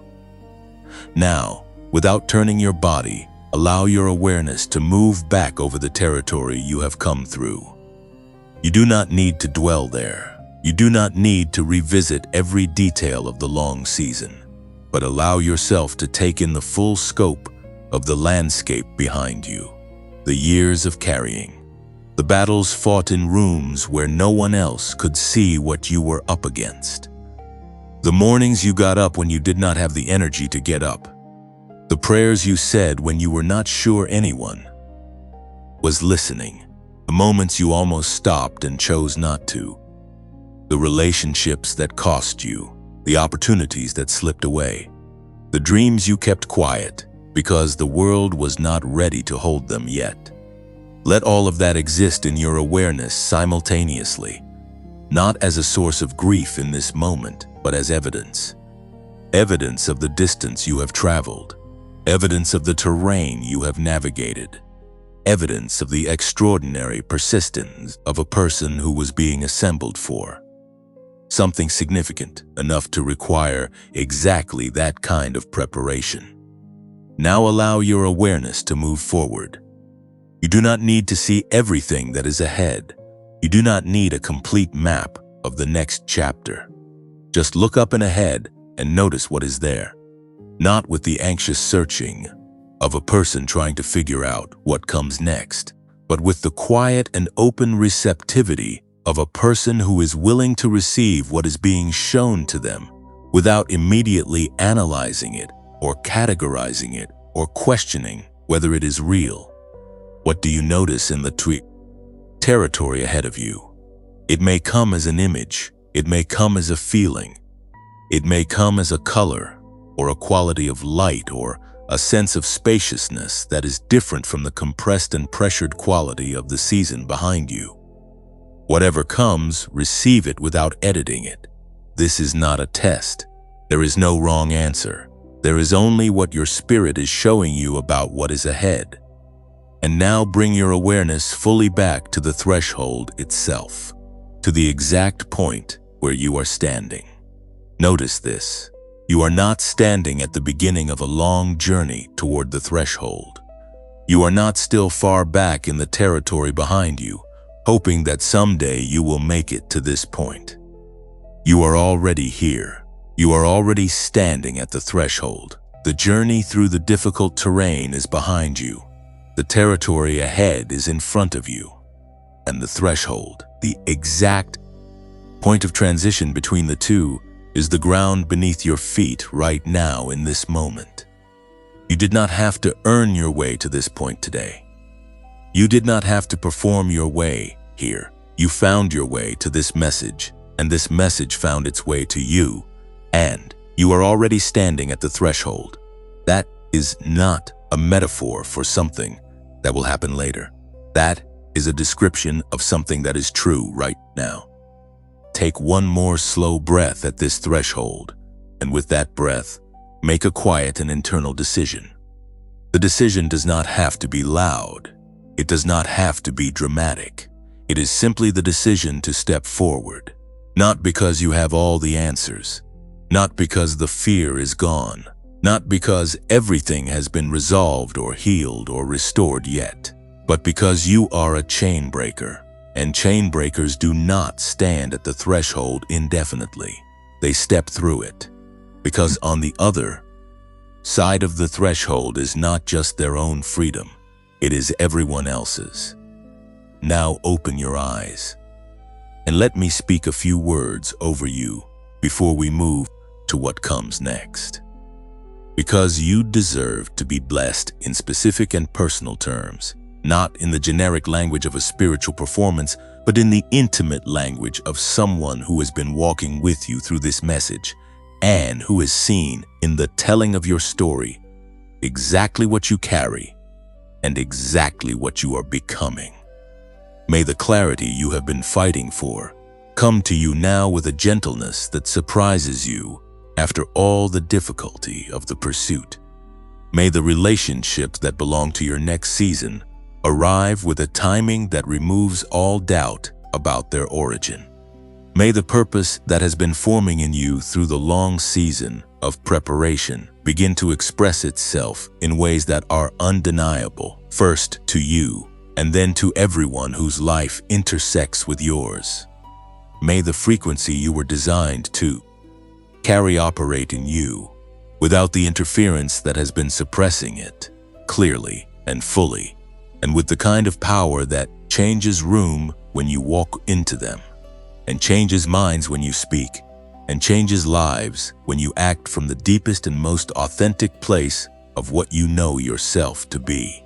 May every chain that has held you or your people be broken completely completely and permanently by the authority of the assignment you carry, and may you walk through the threshold that you are already standing at with the confidence of a chain breaker who knows that what is on the aside of this step was not only prepared for them, but was prepared by them. Through every difficult and costly and extraordinary day of the season they have just walked through. You are a chain breaker. Walk like one. You are standing at the threshold now, and the question that naturally follows the moment of seeing and being named and being blessed is the most practical and most grounded question a chosen one can ask at the beginning of a new season. Not what does this mean cosmically, not what is the grand narrative of my life from this point forward, but simply, what do I do right now?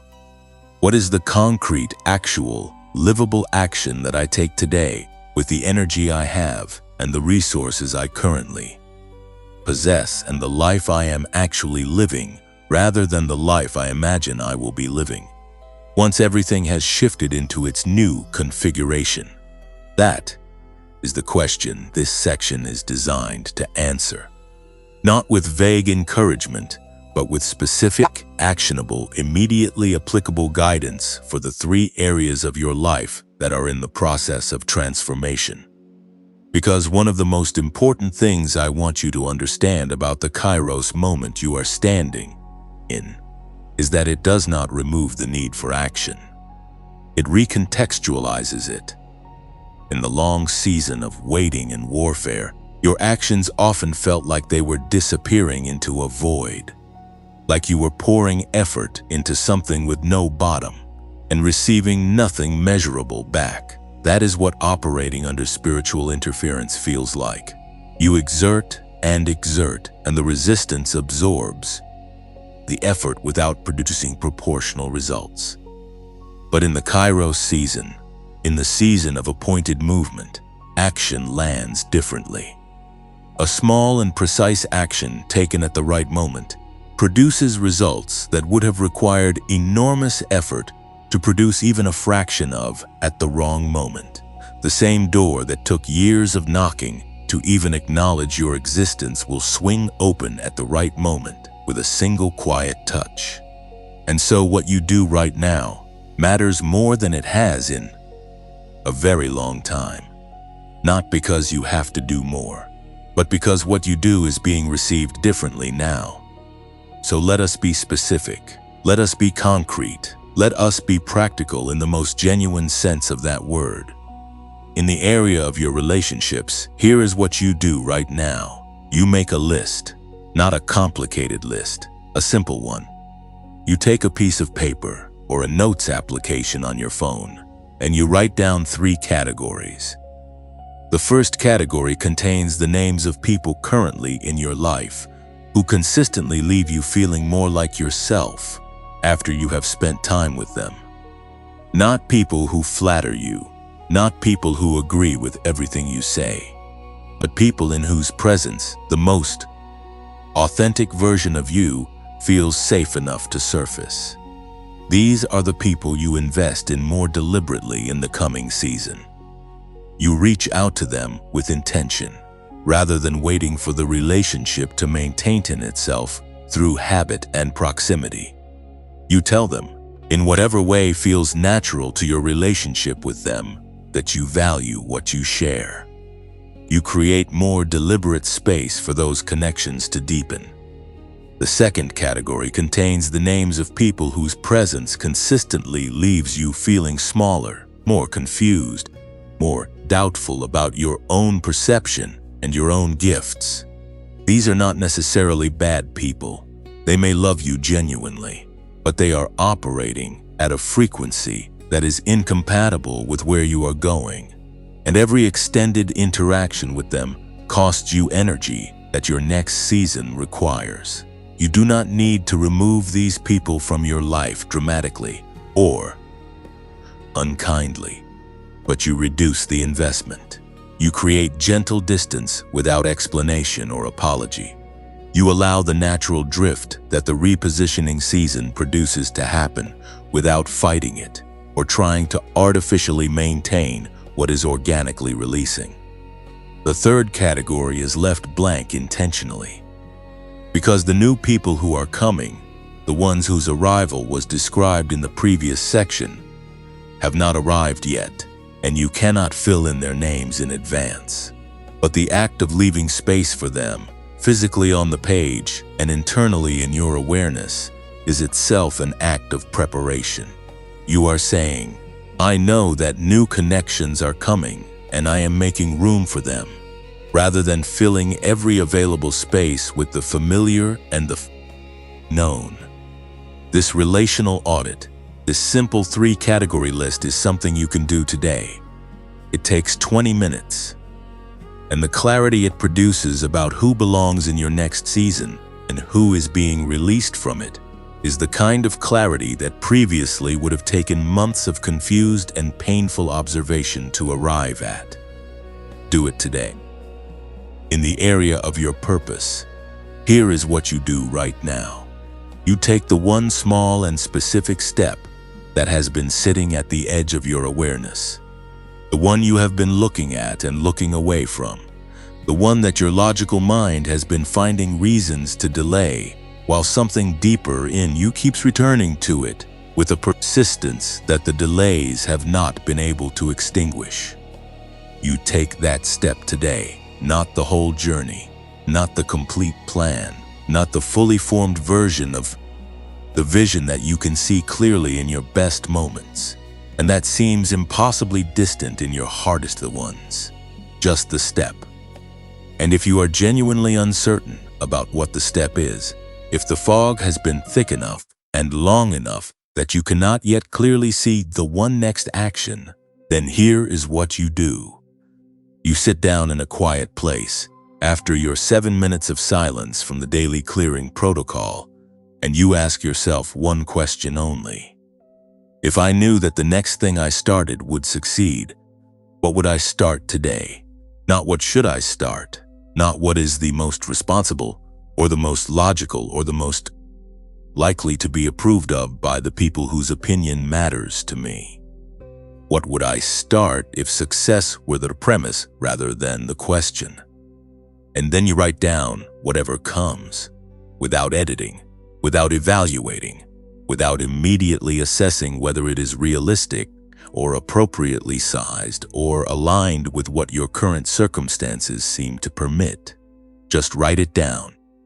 What you write down in answer to that question is the direction. It may not be the exact form of the first step, but it will contain the first step within it, the way a seed contains the tree. And once you have the direction, the first step becomes visible. And once the first step is visible, you take it. Today. Not perfectly. Not with complete confidence or complete resources or complete clarity about everything that comes after it. Just the first step, taken with the full weight of your intention and the full authority of the chain breaker that you are. There is one more thing I want to say about purpose in this section, and it is important enough that I want to be very direct about it. Stop waiting for external validation before you begin moving in the direction of your calling. This is one of the most common and most costly patterns in the life of a chosen one who has been a long season of battle and has had their confidence eroded by the sustained attack on their frequency. They wait for someone to see them before they step forward. They wait for permission. They wait for a sign from the external world that the thing they carry is real and significant and worthy of being offered. And the tragic irony of this pattern is that the external validation almost never comes before the movement. It comes as a result of the movement. The world recognizes what you carry when you begin to carry it openly and unapologetically, not before. You do not need anyone's permission to begin. You are a chain breaker standing at the threshold of your Kairos moment. The authority you carry was not granted by any human institution or any human relationship. It was woven into you before you were born. Step forward with it. The validation will follow the movement. It always does. In the area of your resources and opportunities, here is what you do right now. You shift your primary daily practice from scarcity monitoring to opportunity perception. Let me explain what that means in concrete terms, because it is a more specific instruction than it might initially sound. Scarcity monitoring is the habit, developed over years, of operating in a season of lack and interference, of constantly scanning your environment for evidence of what is not there, what resources you do not have, what connections you lack, what doors are still closed, what others have that you do not. This habit was not irrational.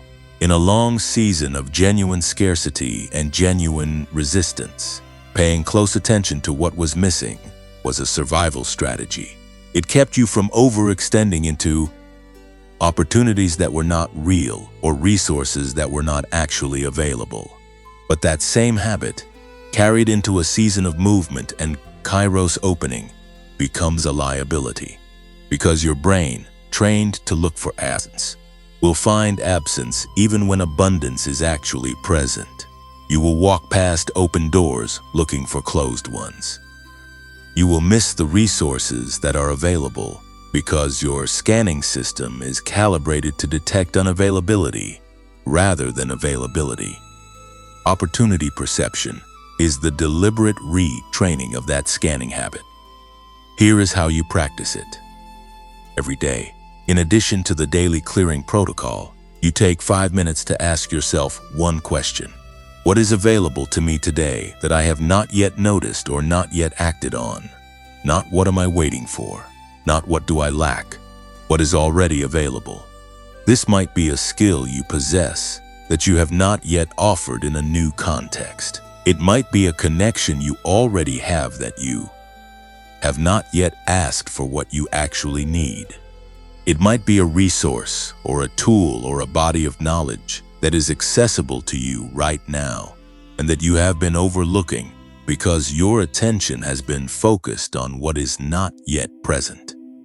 This 5-minute daily practice of opportunity perception, combined with the daily clearing protocol and the relational audit and the one next step in your purpose, constitutes the complete practical action package for the beginning of your new season.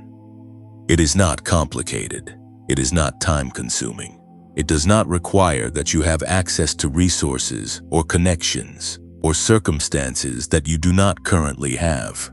It requires only that you show up daily with the intention of a chain breaker who knows that the kairos moment is active and that what they do with their attention and their intention in this season matters in a way that it has not mattered for a very long time. I want to also speak directly to the area of finances and material provision, because it is an area that chosen ones in transition often feel the most anxiety about and the least permission to address openly in a spiritual context. The shift that is coming in your resources is real, but it requires your participation. It does not arrive in a form that bypasses your agency. It arrives in a form that engages your agency. The opportunity will come, but you will need to recognize it and act on it. The door will open, but you will need to walk through it. The connection will arrive, but you will need to show up for the conversation with the full confidence of someone who knows what they carry and is not apologizing for its value. There is also the matter of your own mental clarity, because all of the practical actions I have described in this section, the relational audit, the one next step in purpose, the shift from scarcity monitoring to opportunity perception, all of them require a quality of clear thinking that the interference of the long season has been eroding. This is why the 7 minutes of daily practice described in Part 3 is not optional. And it is why the tool that Dr. James Rivers developed, the Genius Wave, is not a luxury for people who are doing well. It is a resource for people who are in the middle of a battle and who need every legitimate advantage available to them in order to think clearly enough to act on the opportunities that the Kairos season is bringing. The actions are available to you right now. The clarity to execute them is available to you right now. The support of the community of chosen ones who are in this same season is available to you right now. You are not navigating this alone. You are not figuring it out from scratch. You have been given the tools, the language, the name, the blessing, and the specific next steps. What remains is the one thing that has always been yours to provide: the willingness to act, to step forward, to take the one next thing and do it today, with the full authority of who you have become, through everything you have been through. That willingness is already in you. It is what brought you here, and it is what is going to carry you through everything that comes next. Before anything else is said in this final section, before any call to action or any closing thought or any last word of encouragement, I want to say something to you that I mean with complete sincerity and without any performance attached to it. Thank you. Not a reflexive or automatic thank you, a specific one. Thank you for staying. Thank you for being the kind of person who showed up to a message like this one and did not leave when it got uncomfortable, did not scroll past when it asked you to sit with the pain before rushing to the silver lining, did not dismiss the parts that required something real from you. There is a part of you that has been trained by disappointment to protect itself by not fully engaging, by keeping one foot out of the door of anything that asks for genuine investment, because you have been invested before and the return did not always match what you gave, and yet here you are, at the end, having stayed through all of it. That is not a small thing. That is the character of a chain breaker. That is the evidence of a chosen one who has not been broken by the battle, even when the battle was the hardest thing they had ever faced. I see that in you, and I want you to know that the part of you that almost did not stay, the part that was skeptical and guarded and a little bit tired of being told that things were about to change, only to find themselves in the same place the next morning, that part was not wrong to be cautious. It was protecting something precious. It was protecting the last reserves of your hope. And the fact that it allowed you to stay anyway, that it lowered its guard long enough to receive what this message was carrying, that is one of the bravest things a person can do. To hope again after hoping has cost you. To open again after opening has left you exposed. To receive again after receiving has sometimes led to disappointment. That is courage in its quietest and most genuine form. I also want you to know something else. You are not alone in this moment. I know that the experience of watching or listening to a message like this one can sometimes feel like a solitary experience, like it is just you and a voice and a set of ideas that may or may not have anything to do with the actual texture of your daily life. But right now, in this moment, all across the world, other chosen ones are walking into this exact same message. Some of them are sitting in their cars in parking lots because they needed to finish, listening before going inside. Some of them are on their phones in the early morning hours before anyone else in the house is awake. Some of them are lying on their couches in the middle of the afternoon, having taken a break from the demands of their day because something told them they needed to hear this today. Some of them are in countries and languages and circumstances so different from yours that you would have no obvious reason to feel connected to them. And yet the thing they are carrying is the same thing you are carrying. The midnight they have been in is the same midnight you have been in. The Kairos moment they are standing at is the same Kairos moment you are standing at, and all of them, like you, are chain breakers who have been assembled through the specific and costly curriculum of their particular journey, for the specific and significant assignment that is waiting on the other side of this threshold. You are in a room that is far fuller than it appears. You have never been alone in this. Now, I want to guide you through one final practice before this message closes. Consider it the last act of this particular session of the Daily Clearing Protocol. A completion gesture that closes the circle of everything this message has walked you through and sends you forward with something specific, rather than just a feeling that will fade by tomorrow morning. I want you to do something with the weight you came in with. Not just acknowledge it, not just name it, actually put it down. Here is how. Bring to your awareness, right now, the specific heaviness that you were carrying when you first began listening to this message, the particular burden of this season, the specific weight that has been sitting on your chest or behind your eyes, or somewhere in the middle of your body that you have been carrying for so long that you have almost forgotten what it feels like to not carry it. Bring it forward in your awareness. Let it be fully present for a moment. Do not push it away or minimize it or rush past it. Let it be as heavy as it actually is. And now picture yourself standing at that threshold again, the one from the visualization in Part 8, the solid ground beneath your feet, the territory of the long season behind you, the open territory of the Kairos season ahead. You are standing there again, in your imagination, holding the weight you came in with. And this time, instead of turning to look back at it, or turning to look ahead at where you are going, you simply set it down. Right there at the threshold, not dramatically, not with ceremony, just the quiet and deliberate act of opening your hands and letting the weight rest on the ground at your feet instead of on your body. You are not abandoning it. You are not pretending it was not real. You are simply choosing not to carry it into the next season. Because the next season does not require you to carry what the previous season cost you. It requires only that you carry what the previous season made you. And what it made you is more than enough for everything that is ahead. Leave the weight at the threshold. Step forward without it.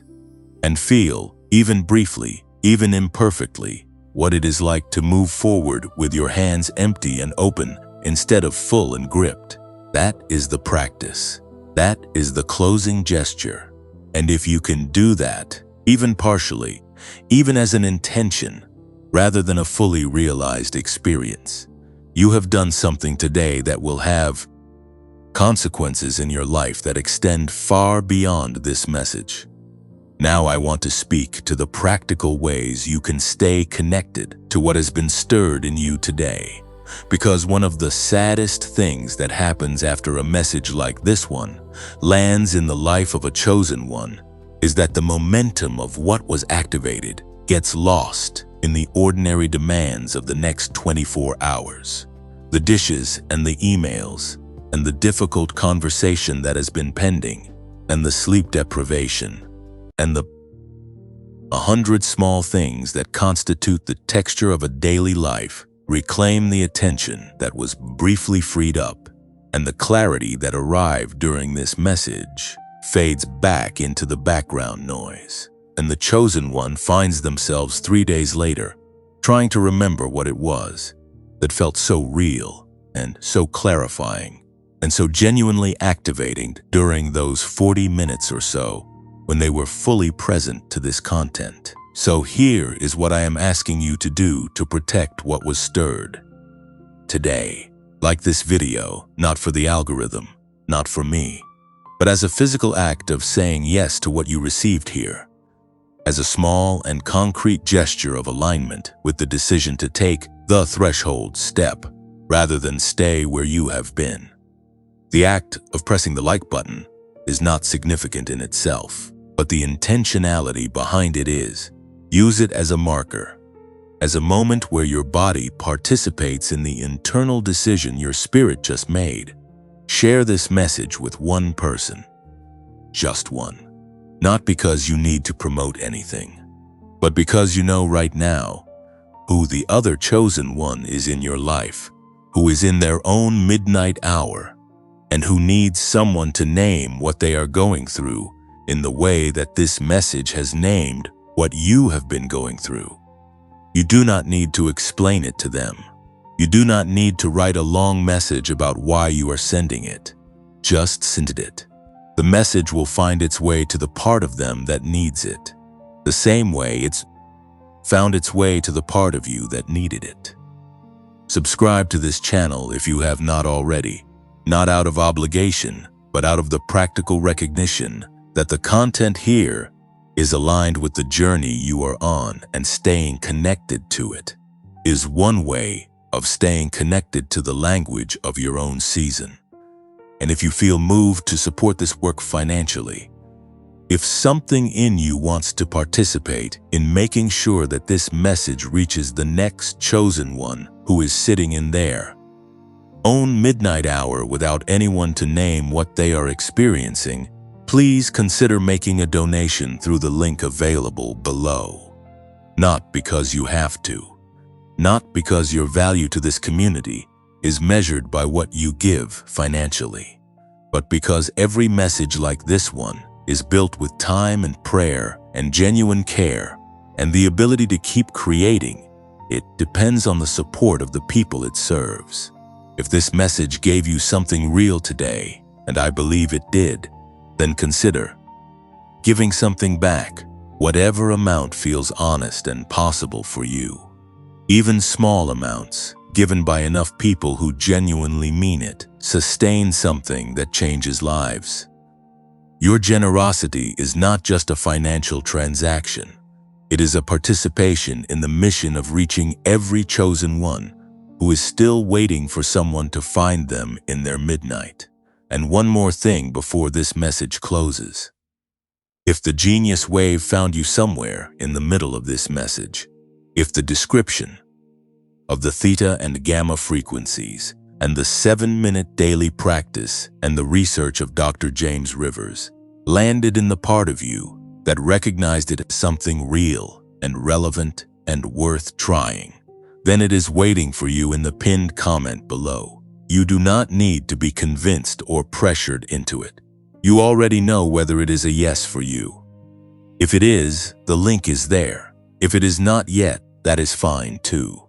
The door does not close. But if your spirit said yes at any point during the description of what it does and what it has done for people who were in exactly your situation, honor that yes. Do not let the cautious part of you talk you out of what the knowing part of you has already confirmed. $39, 90-day guarantee. One link in the pinned comment. That is all. The rest is between you and what is already moving in your life.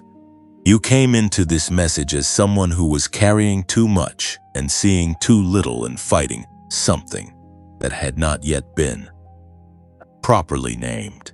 You are leaving it as a chain breaker who knows what they have been through, knows what it cost, knows what it made them, knows what is coming, and knows what the one next step is. That is not a small transformation for a single message. That is the Kairos moment, doing what Kairos moments do, compressing into a single point of encounter the clarity that the long season was assembling all along. Go forward now, not when you feel ready, not when the circumstances align, not when the fear quiets down or the doubt resolves itself, or the external world gives you the signal you have been waiting for. Go forward now, as you are, with what you have, from where you are standing. The threshold is already beneath your feet. The step is already within your capacity. And the mission, the one that is yours alone, the one that was written into the design of your life before you had any say in the matter, is waiting for you on the other side of the step you are about to take. You are a chain breaker. You were chosen for this, and the demon that has been standing between you and your assignment has already lost. It just does not know it yet. Walk forward. The rest of heaven is watching. And now, before you go, one last thing, just for you. Not information, not instruction, Just this, wherever you are reading or listening to these words right now, whatever room you are in, whatever the light looks like through the window nearest to you, whatever sounds are present in the background of your life in this moment, you are held. Not in a vague or theoretical sense, in the specific and present tense sense of right now. You are held right now by something that has known your name since before you knew it yourself. Something that watched you walk through every difficult day of the long season and did not look away. Something that is not surprised by your doubts or disappointed by your detours or finished with you because of the ways the battle has marked you. You are seen. You are known. You are loved with a love that does not require your performance or your consistency or your perfection. A love that was present on your worst day and your quietest day and every unremarkable day in between. A love that put this message in your path today, not by accident and not by algorithm, but by the quiet and precise workings of a design that has always had you in it. Go gently. Go bravely. Go as the chain breaker you are, and know that the blessing spoken over you in this message does not expire when the audio ends. It walks with you into your Monday, into your difficult conversation, into your next attempt, and your next step, and your next morning. It is already there, waiting for you in every moment that comes after this one. You were chosen, you are covered, and you are not done yet, not even close.